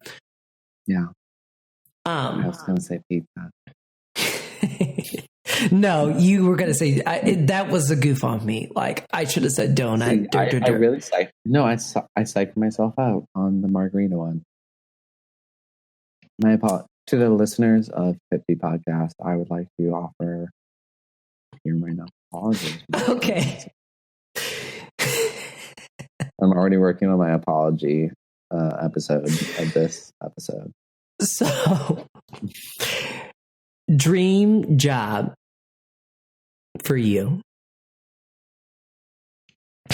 Okay, like I don't think I even know that.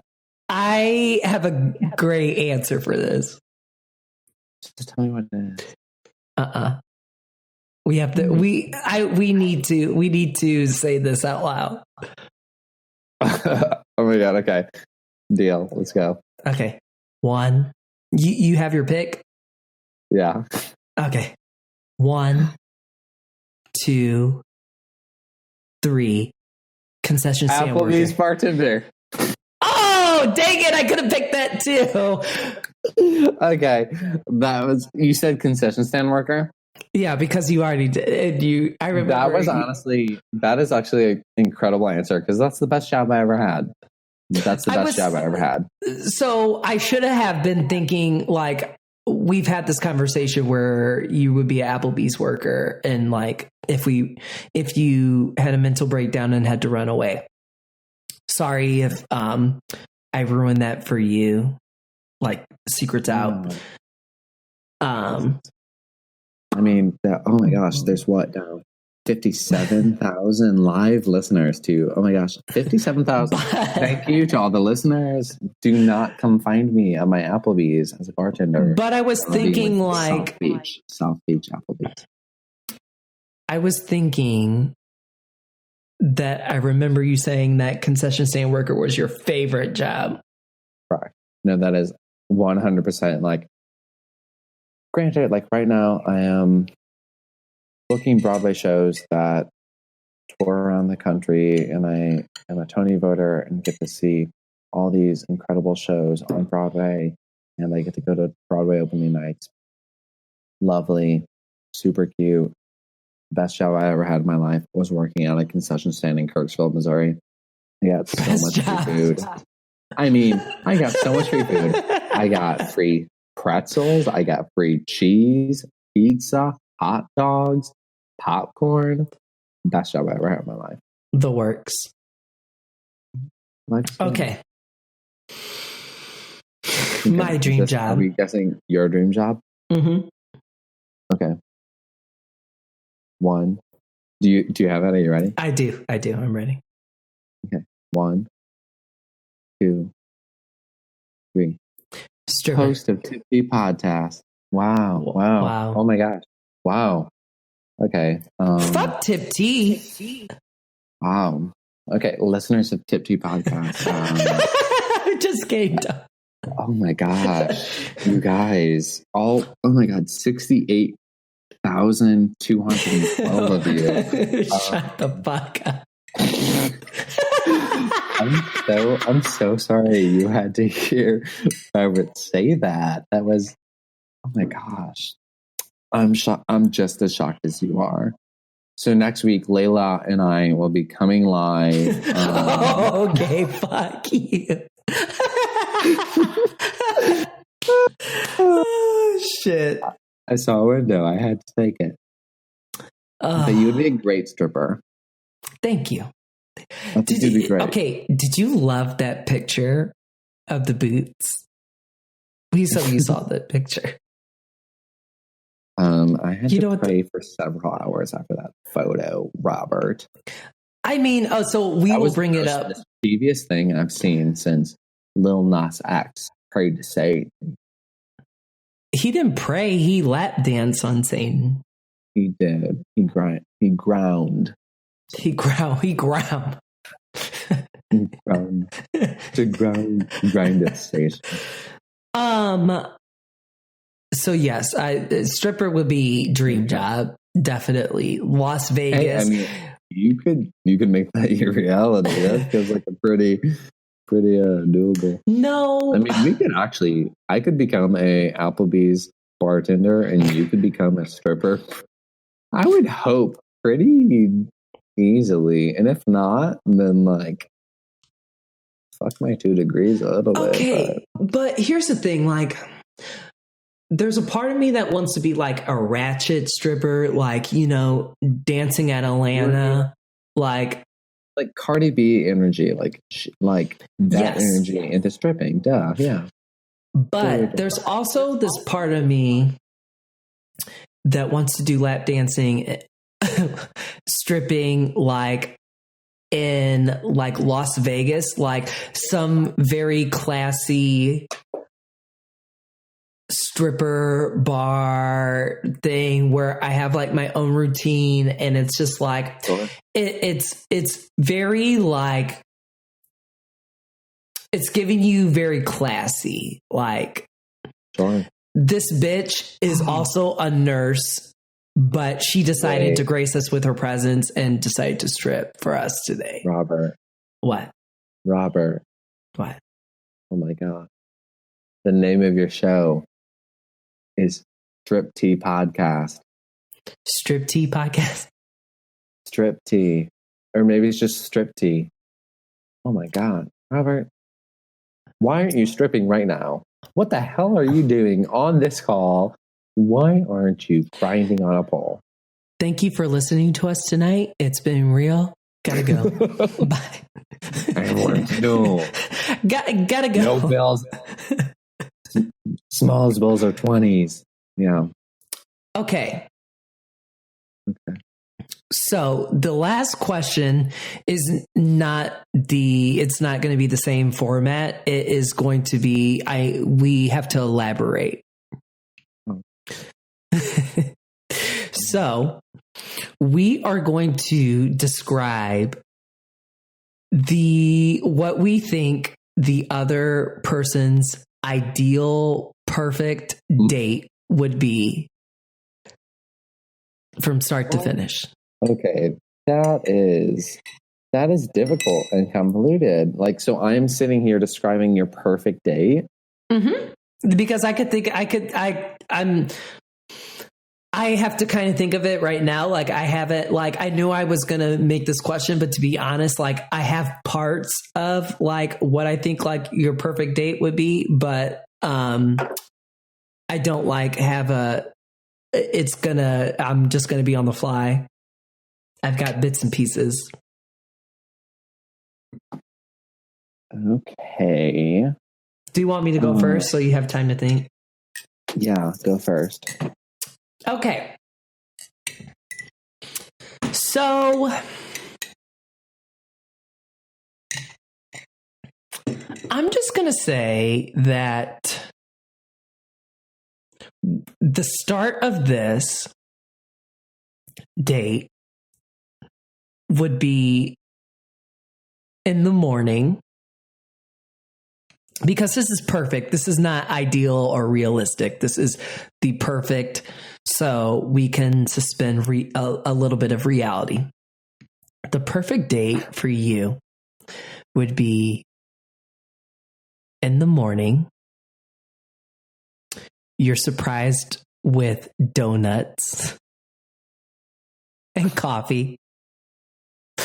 But not completely surprised, because like you have time to like get ready and like not look like a disaster. Like you've showered and everything.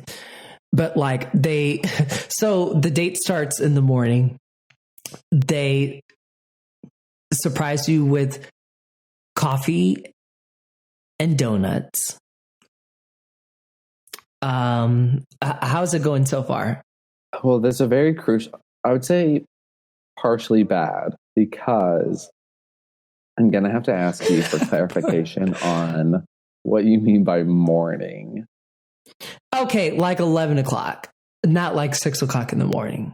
I'm not feeling great about an 11 o'clock meeting for a date, but I want to hear, I need to hear the rest of your date before I tell you that it's bad. So let me be more specific. Okay. So this is donuts and coffee. So the coffee's from Starbucks. It's a cold brew coffee. Pumpkin cold brew coffee. And the donuts are from Pharaoh's Donuts, and Pharaoh's, and it's a chocolate long john, like an actual chocolate long john, not a vanilla that they dipped in chocolate just because they ran out of. Also, like surprisingly great. So, but it's like the you know the chocolate long johns that aren't Papa Long John, yeah, that they usually sell out. Sure. So like this person's very thoughtful. Okay.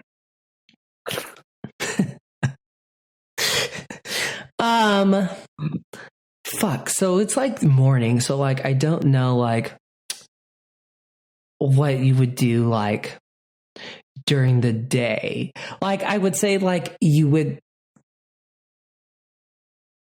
during the day, like you got donuts, you got coffee. Okay. You're going to take a walk. Like around the park.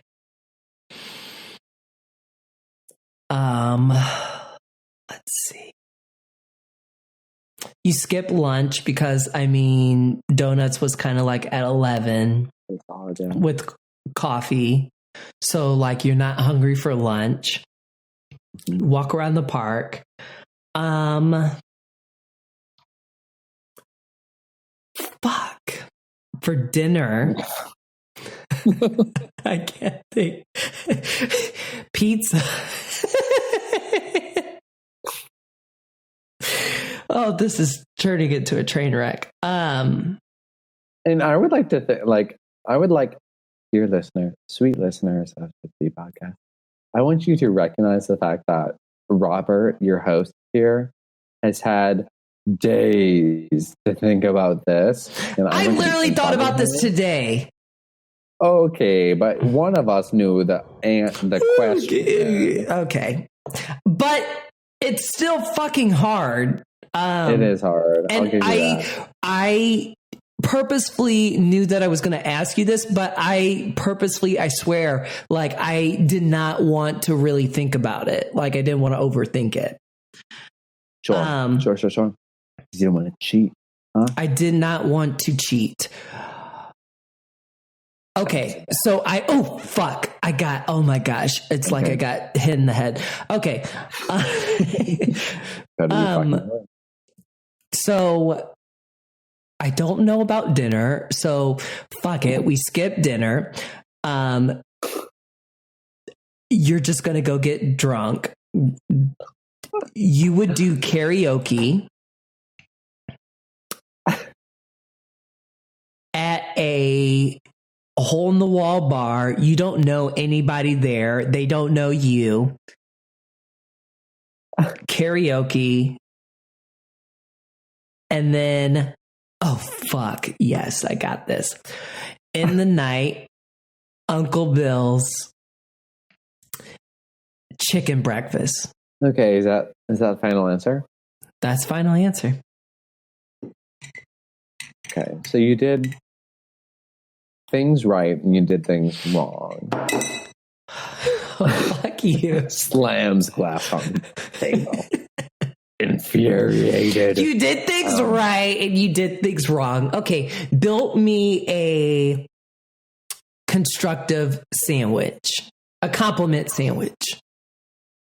You dumb as shit. Some of that shit was right. What the fuck have you done? There you go. Was that constructive? Do you feel like, okay?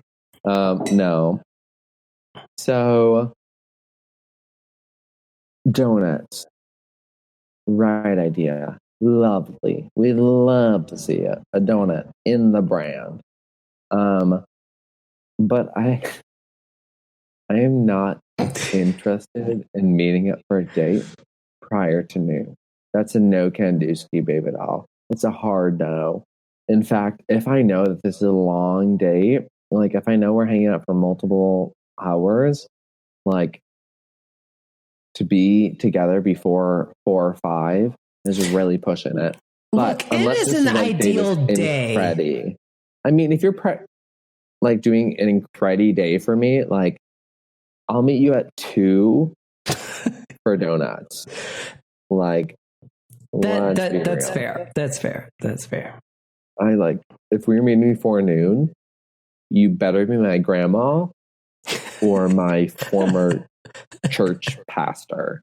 Like man, like I haven't been in church in a long time. My mom is gonna be so upset. Pastor, is that the name of like? Which Katie, if you're still listening, God bless you. And I do want to say I've told John this. I also want to go to Christmas Eve Mass. Oh my gosh. Yes. No, that's the one that like my family is at our best and worst at Christmas Eve Mass. I would give my firstborn child to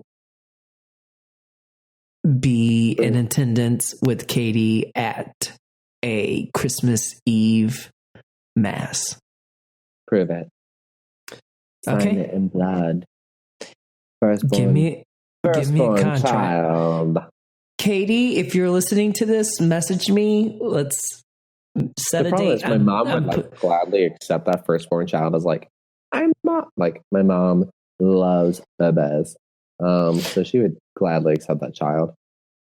But right now I'm campaigning pretty hard for like favorite child, and I don't think I would compete well with a grandchild or a bebe. So that can't. I'm sorry, but if your mom met me, I think I would be her You're favorite not blood, child. so you would just be like the pleasant person. Oh, I'm sorry, in the because grocery I'm store. black. Yes. See, that's the problem. She would probably love you more, is because she'd be like, "You're beautiful." I'm like, "Okay, Mom. All right, thanks."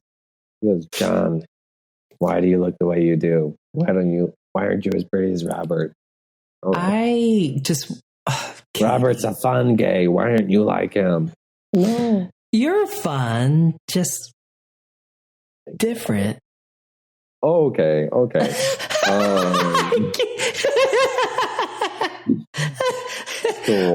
shit. Okay, so donuts, right idea, but starting at donuts like 11. Was the right idea. You were way too fucking early. I'm not getting up that early. If this is like a long date game, I would think that donuts in the park at like 3-ish are good before like drinks and dinner. Pretty solid. What else did you say? You said something else. A walk in the park, donuts. Did I say I originally said pizza, but then I see, that could happen. I have a bottomless pit for a stomach, so that's pretty solid. That could happen. Like that could also happen. Like that could be an after hours activity if I don't burn out. Okay, so what about the karaoke? No, yes, Robert, I hate karaoke. Okay, but I didn't say specifically you had to do karaoke. Like you would just be there. Like you. Sure. You Okay, that's actually true because I do love. Okay, here's the thing: is if me and my, it depends. Okay, so I do not want to sing at a karaoke night, but I am passionate about other people singing at karaoke nights. I love to be supportive. Love to like, yeah, you're good. I have a feeling that after 4 old fashions and some chorusing, and just because like you want to impress your date, like I feel like if I was trying to impress my date, I would not. If I was trying to get rid of my date, I would sing. I would sing in front of them. I was like, "Oh, you really like me, and I'm not into it. I'm gonna sing Whiskey Lullaby." That's my favorite thing. Is like when people go to a cabaret and sing, not cabaret, karaoke, and sing like a depressing song, like. I'm going to sing a ballad. Like, who are you auditioning for? I am American Idol. This is not American Idol. You will not be moving on to Hollywood. You are just bringing down the vibe. Okay, so if you have to pick a karaoke song, what would it be? Tequila. Tequila. There are like 3 words in the whole song. Mostly chorus. People love it. What is your karaoke song? I don't. I feel like you want I feel like the vibe I picture for you is like some kind of like fun, high energy, kind of like ratchet, like you're like a Megan Thee Stallion or like something like you're doing Body, you're doing something fun. Okay, I could do Body, but I kind of, ooh.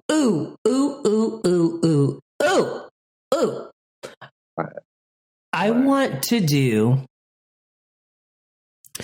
Bootylicious, Destiny's Child, but I need like 2 other people to do that. Like I will be the Beyonce, so don't worry. Like I'll do backup. But I will do Bootylicious, Destiny's Child. Like let's do it. See, I'll be who is the most like untalented of them? It's like Kelly. No, Michelle. No, they're all talented. They're all talented in very different ways. Michelle is the stepchild. The star. So like I feel wounded. So I'll be okay. You could be Michelle. So is Michelle Peggy from Hamilton? No. Is that an active choice?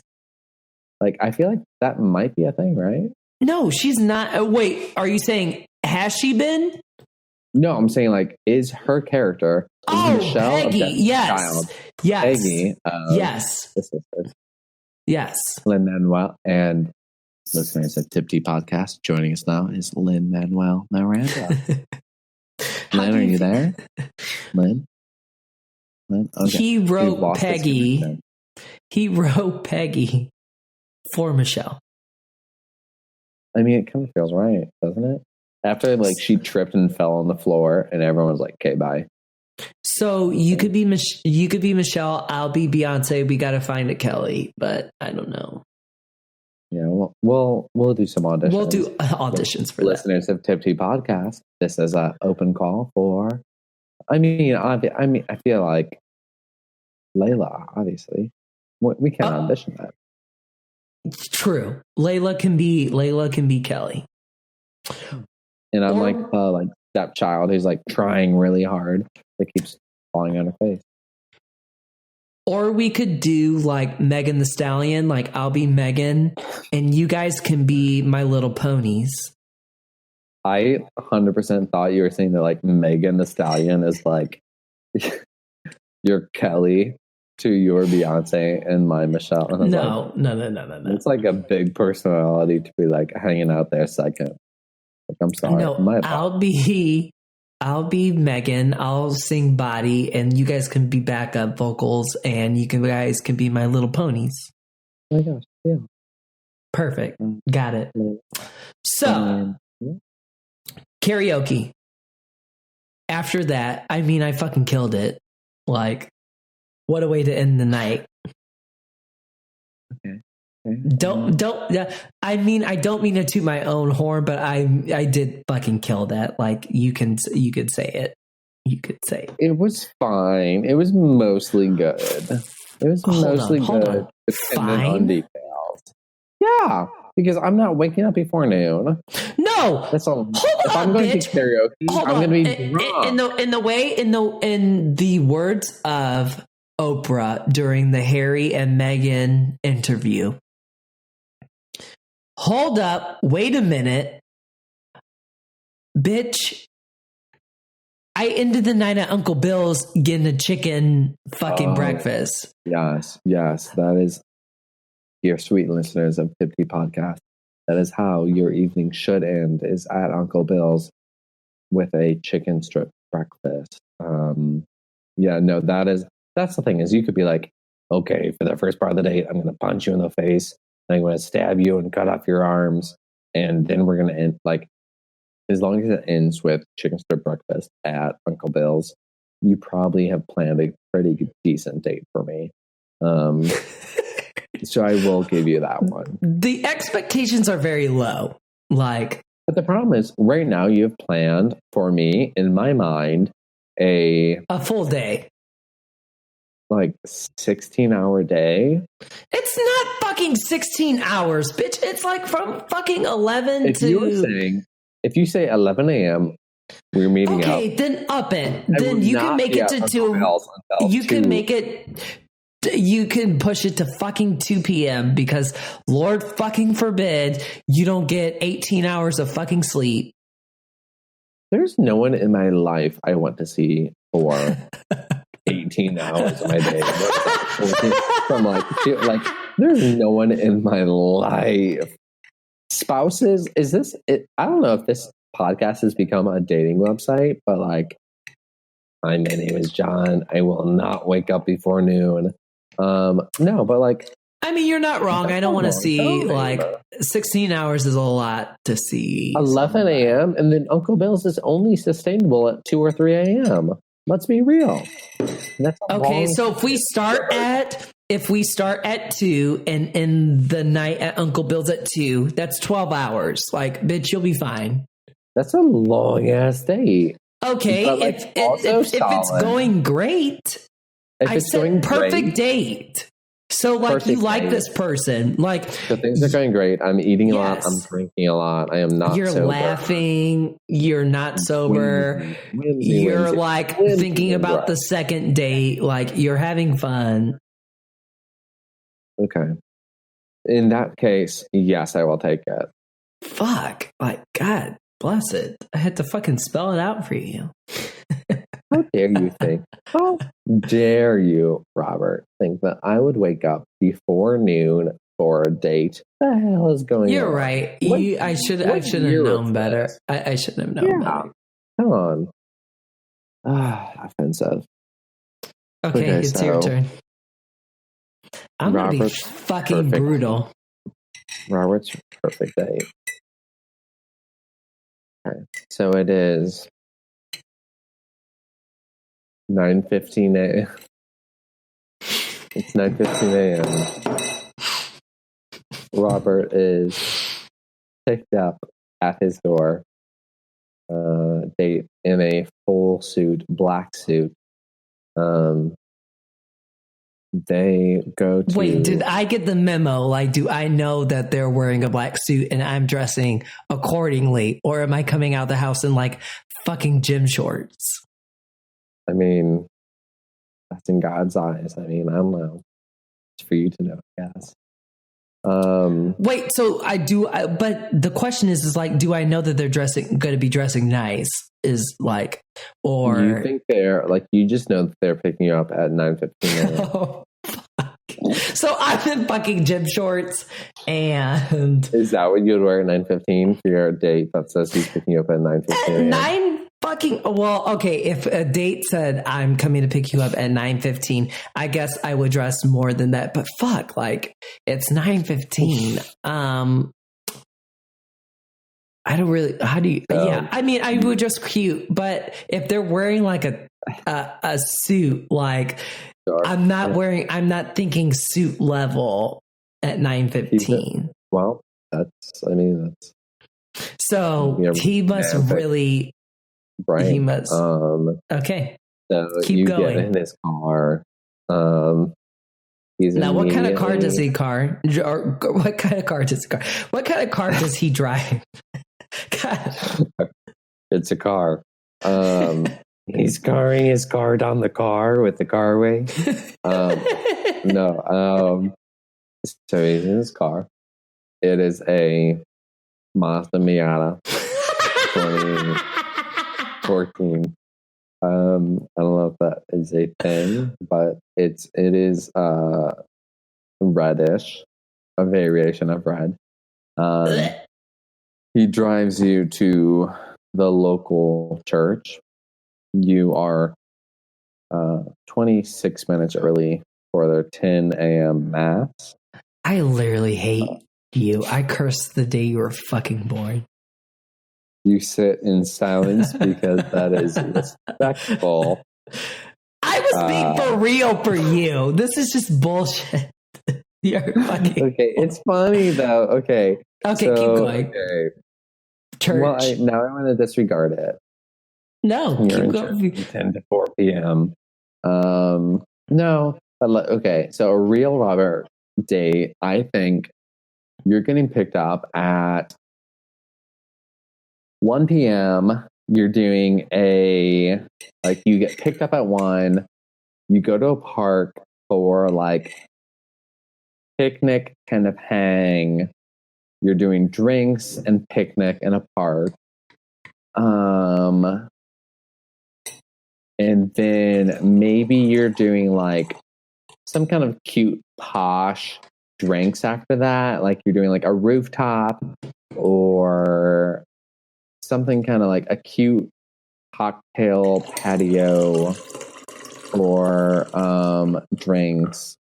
And then for Den, you're going somewhere kind of cute and like it doesn't have to be like posh, but I feel like it's quality something. Like it's like quality, but like kind of whimsical. It's like pop-up-y maybe. Okay. Like a posh pop-up. And that's your dinner. And then you do something adventurous. I think you do something fun after dinner.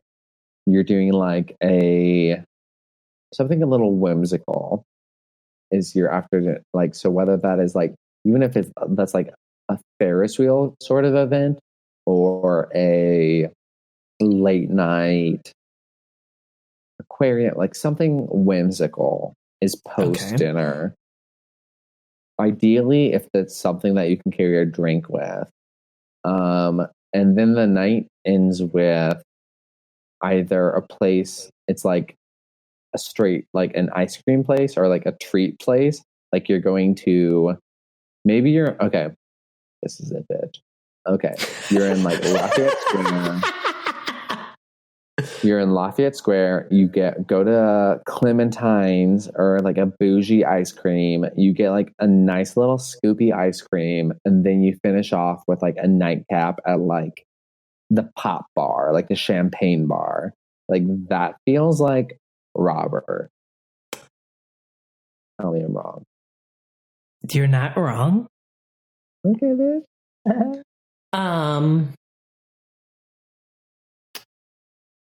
I feel like the only way that this day would go better would be like if there was like a speakeasy.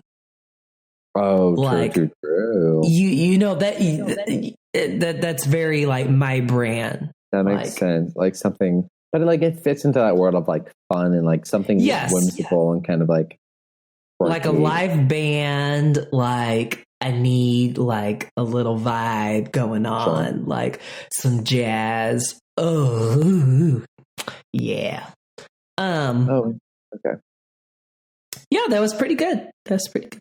I give that a B-. No, okay.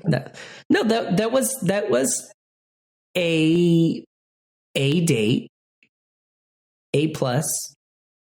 I would be impressed with that. Sorry that the date that I had picked for you was more of like a C, but too damn, like honestly, the biggest complaint, too damn early.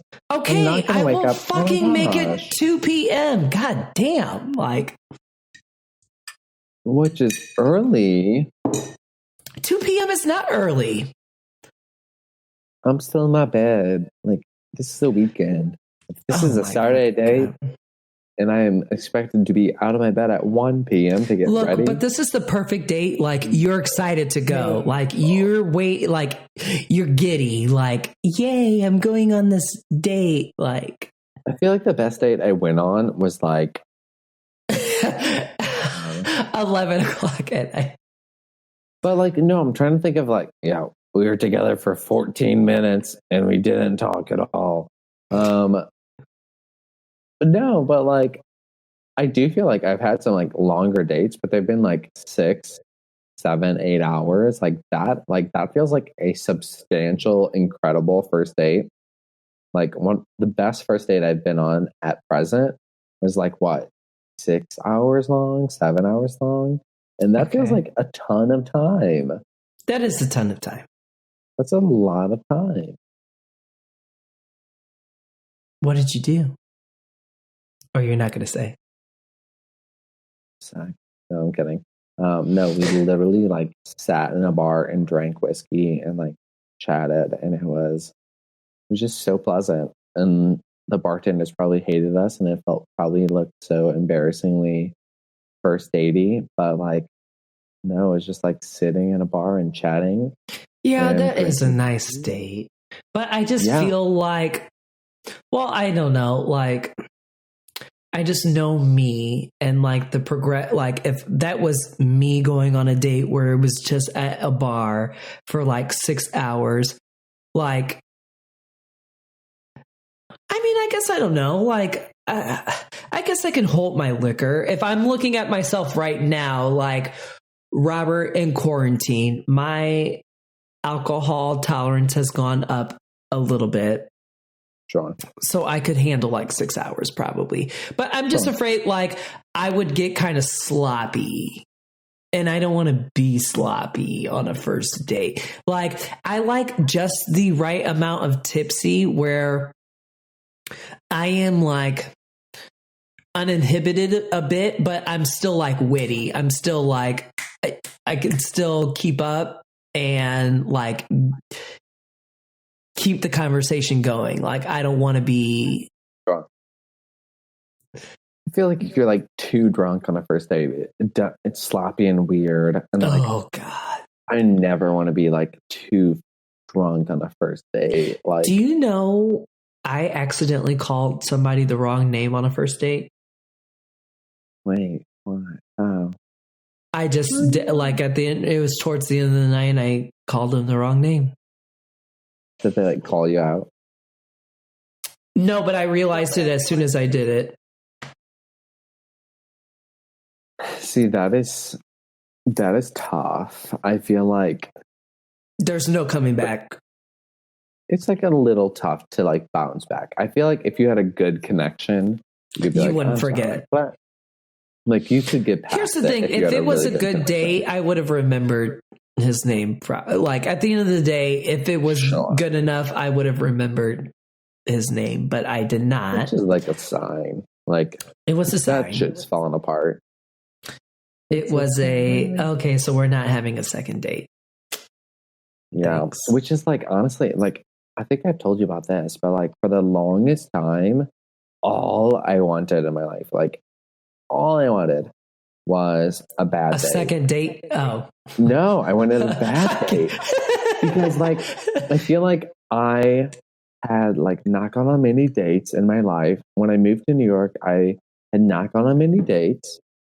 And I loved, like I was basically my entire dating life was based on the show Looking. So Jonathan Groff, who is an avid listener of TipTea podcast. Hi, Jonathan.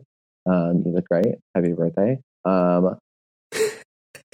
He like basically I loved the show Looking, and I was like watching the show before I moved to New York, and basically like my first New York dates and my first dates in New York were so good, and because Jonathan Groff went on such a bad date, I really wanted, in a weird way, I really wanted a bad date. I wanted to know what it was to be on a bad date, and what the fuck is I wrong finally with got you? it. I was so like that's the thing is I was like I love job interviews. Like I love interviewing for jobs. I love meeting new people. Like I'm like kind of pretty fucking awkward, but like I enjoy meeting people if the conversation is decent. So I like these dates I was going on were all very decent, and I really wanted to experience what a bad date was. I mean, but if that's what you wanted, you could have been the reason why it was a bad date. Like the ball's in your court. I didn't want to be the reason for a bad date. Like I wanted to like experience a bad date. Yeah. I wanted to like go on a date and like know, because I think in my mind I'm like I'm so agreeable and I like people so much that it's so hard for me to have an unpleasant time with someone. Like sometimes it can be awkward, but like overall, if I'm like sitting and like having a drink or having something, like I like the small talk and things. So I was so desperate to like experience what a bad date would be. And I was like so curious, but yeah, finally had it. And it wasn't as bad as like most people, but like I can't even think of the worst date. I would. Oh, yeah. Okay, but I wouldn't call this a date. But I've told you. You know. Oh God. I feel like you know. I think it's the zipper. Yeah, that is not a date per se, but that is truly a nightmare of nightmares. Real quick, because girl, this is a tangent after tangent. I will tell the story right now. So it was my birthday, and I was the day is June 11th? I wonder if I have told the story on the podcast. Your birthday is June 11th? Yes, it's June 11th. I'm so talented. That you remember that? I actually take that as a very big compliment because I know that you have like one of the worst memories truly, I am like a fucking guppy. I have the worst memory in the world. You do have a terror. So the fact that you remember, but our birthdays are like a week apart. Like that is honestly, that's it. But it was my birthday. If you would be open to moving your birthday to the 12th, it'd be way easier. But I'm still very impressed that you remember. So it was my birthday. I was at a house party. If I have told this story on the podcast, my apologies. I think I did tell this with the zipper, and we were messing around, and then I was like, okay, we're not going to do. And yeah, I've told the story, so I won't. He zipped his nuts in his pants, and yeah, like that is some straight up like that's. And then he wanted me to go to him. Yes, and he wanted me to go with him to the ER, and I was like, absolutely, fucking, positively, no. See, the problem is, I would absolutely go, and I would like. No, the only reason why I would be the worst person in the world to go to the ER with when your nuts are like zipped into your like zipper, because I would like try to small talk. In a very like while your crotch is probably, I would like to assume your crotch is covered in some kind of towel or something, and I would just like awkward small talk the entire time and be like, oh, absolutely, that would be terrible. Positively not. Now, if he didn't have anybody to go with him, I would have went with him, but his friend was at the fucking party. So that's your fucking responsibility as your friend, like to take him to the fucking ER. And he did, and he was fine. Like at the end, I think he was fine. But I mean, like, yeah, do you remember when we went to the ER? I don't recall that. No. The ER, I've never been to it. That was a true test of our friendship. Dear sweet listeners of TipTea Podcast, I did have a traumatic wisdom teeth experience where my mouth was profusely bleeding for a week, and your dear sweet host here, Robert, did take me to the ER because the ER said that my surgeon so profoundly messed up my mouth that I would not stop bleeding for a week. How did your dentist appointment go? I delayed it because I have it at 9 a.m. tomorrow. You're having it at 9 a.m. tomorrow? I have it at night, so I literally have to wake up after I work tonight. I have to wake up. Oh, God, I forgot. It's like, it's going to be late. It's going to be late night. But we have fun. We have fun. Yeah, we have fun. No, but yeah. So I will go to my dentist tomorrow, and I will be deeply. And I moved the microphone close to me. You just kind of scared me. Deeply uncomfortable. My dear sweet listeners of the TipTea Podcast. Fuck, I love the dentist. Ugh. You are so fucked up. That is so. Am I a masochist? Yes. No, I don't think that even makes you a masochist. That makes you just a fucking lunatic. I fucking love getting my teeth cleaned. I live for it. I am not nervous at all. Maybe the nervousness that I have is like, please God, don't let me have a cavity. But like in terms of the cleaning, like, I fucking love it. See, that makes you probably a literal psychopath. Like I don't feel emotions or care for people. But I think you might be crazier than me. Like, in Layla, gosh, if you are blink twice, Layla, you need. She does need help. This is a cry for help. You need help. Is this Layla's like, oh, I have to take a week off. Yeah, this is her cry for help. Okay, understandable, because Robert likes to go to the dentist too. And like I do feel badly, admittedly, because I've like read that like dentists are like one of the most like they have the highest like one of the highest suicide rates of any profession. They do. Because people hate going to the dentist.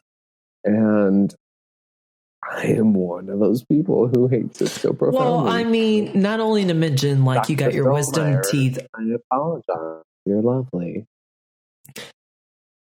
But, I mean, not to mention, like, that your fucking wisdom teeth were a fucking traumatic experience. So, rightly so that you fucking hate the dentist. I have no wisdom teeth. I won't, knock on wood, I will not have to get my wisdom teeth taken out at all. I don't know if it's on the top or the bottom, but one set, like I don't even have them. See, and then the other ones won't come in. See, I really love my wisdom teeth experience because I became so snatched because I was bleeding so much and couldn't. You like couldn't eat for like a weekend or two. It was kind of nice. I lost like so many pounds. So like, dear listeners of TipTea Podcast, like I don't know if you're looking for like the quickest diet, like you're looking for that summer bod. You want to lose like 20 pounds. Your wisdom you didn't lose 20 fucking pounds. No, I literally though, like during that time, I lost like 15 plus pounds. I like maybe not 20, but like I definitely lost greater than 15 pounds during the time because I just like wasn't eating for multiple weeks. So like Jesus I went to a doctor and it was like 2 weeks. And the only thing I had within those 2 weeks was like Gatorade and some like pudding. Like that's like I would treat myself to pudding once a day. It was not great because I was like, oh man, my body is funny. And then I like didn't eat for 2 whole weeks because literally every time I ate, my mouth was sad. So don't, listeners of TipTea, don't get your wisdom teeth out. Just kidding. You should probably do that. Unless do it you do it younger. Yeah, definitely don't do it when you're fucking 28. The thing is, they were like, yeah, and that's the thing is like, oh, if you're younger, it goes out. It's like easier for you to get your wisdom teeth out. I was like, okay, go fuck yourself. All right, thank y'all. Well, we won't talk about the reason why we delayed getting our wisdom teeth pulled out, but your reason was valid. So, all right. So, do you want to end the episode with our piping hot recommendation? Oh my gosh, let's do it. Let's go first. Piping hot. Okay, because we've like touched on mine, so it's probably less exciting. But my piping hot recommendation is for Lil Nas X's, like every variation. And like I know you usually do like film, what is it, like films and books and things, but like no, it's literally whatever you want. Okay, then it's Raisin Cane's chicken strips. Go fuck yourself, Robert. Absolutely not. Please edit that out. Like cut. We're done. No, but my choice is Lil Nas X. He came out with his Montero Call Me By Your Name video and song. And like, it's so fucking good. Like the song is so good. And I saw him like so teasing fucking good. it. I saw him teasing it, and I was like, this song is great. Like I like the song when he's teasing it, but then he released it, and the song is fucking incredible. But honestly, the music video is a work of art, and he is being, it is super subversive, I guess you could maybe say. It's like a lot of people have flack with it because it's like him kind of playing with biblical stories, and the whole video ends with him like giving the devil a lap dance. And for the record, he looks incredible. Like he looks so good. Oof.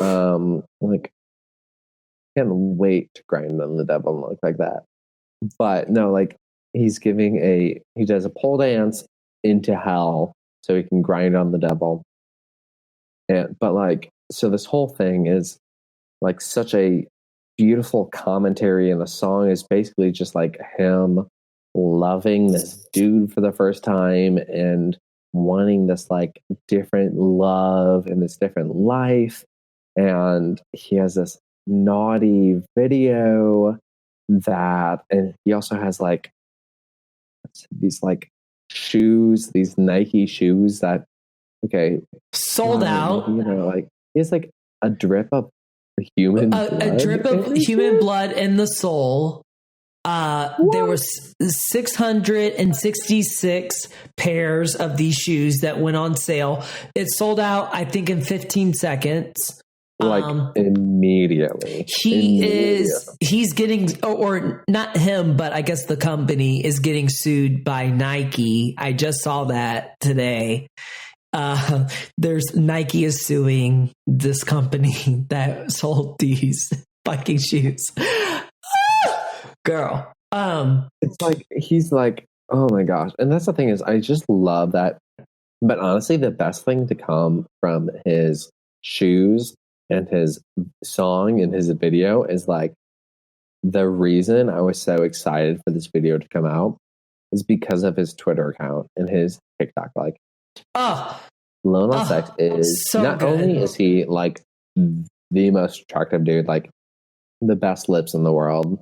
Be like, great, like I am fully obsessed with this man, but he also has the funniest social media I've ever seen. Like he is killing it. And like, so he was like pumping out these brilliant memes, and granted they were like memes that other people created, but I think what's so exciting about him is that he is a like Gen, like I guess he's like Gen Z, and he's so into SpongeBob and meme culture and TikTok that he's like pumping out all this incredible kind of commentary on his work. And like, so not only is he doing like really incredible work and funny, bold work, but he's also like leaning into the commentary and the comedy of it. So that is my recommendation. Everything Lil Nas X, everything Call Me By Your Name, Montero. Love, fucking good. I mean, Lil Nas X walked so that I could get in my own black knee-high boots and take pictures of myself and live my best life. So thank you, Lil Nas X, for that. Thank you. I mean, he's just amazing, and he's so unapologetically gay. And as a black man being unapologetically gay and in the music industry, like, I don't think people give him enough credit. Like, here's the thing. Lil Nas X is like not exactly like my favorite, but like in terms of like music, But like, A, I love this fucking song. It's so fucking good. But B, like, but prior to this song, I respect him so much for being so unapologetically gay and being his authentic self. Like, I have so much respect for him as an artist, as a human being. Like, he's amazing. Mwah. Yeah. And that's the thing. Is just so like this. I feel like this song and this video especially are so unapologetically queer, and he is just he's embracing, and it is so defiant and queer and beautiful. But being a black gay man in music doing that is like, oh my god, so taboo. So just you don't do that if you're a black man. Like, to do that, like, you really don't do that. I mean, yes, like, we have Prince and he's not fucking gay, but like pushing the button on like sexuality. But I mean, Lil Nas X like is unapologetically gay, like throwing it in your face, like, take it or leave it. This is who I am. And just to do that, like, it's beautiful. I love it. It's great. It got me to take some thotty pictures, so we love it. Which honestly, like, the reason for the season. Look, let me tell you what. This body has been like, it's been denied a year of like public attention by quarantine. So it's going to be hot girl summer. Like, I'm going to try to do the work and do what I need to do. And your girl will be looking very good this summer. Thank you, Lil Nas. God bless you. God bless you, Lil Nas. God. So what is your recommendation? Okay, my recommendation, if you are a book person and you love poetry, like I love fucking poetry. There is a book of poetry called Homebody by Rupi Kaur, and it is just like from start to finish so fucking good and just so unapologetically like raw and just like the way that Lil Nas X did this video and like is so unapologetically gay. Like, this woman Rupi like is so unapologetically her, and just like to put herself in her own in this work and like your poetry, and to just be so raw and open, like, is just so inspirational. I read this book and I was just like, damn, like, she really like said all this stuff. Yeah, so it is definitely a read if you like poetry. It's a quick read. And the thing about this book that, like, as a poet, that I respect so much about her is that she is so, like, her poetry is so, what's the word? Non-pretentious. And like, you know, like you read some poetry and you're like, oh, like this guy is just like explaining a bunch of shit and he's just using a lot of big words to describe something.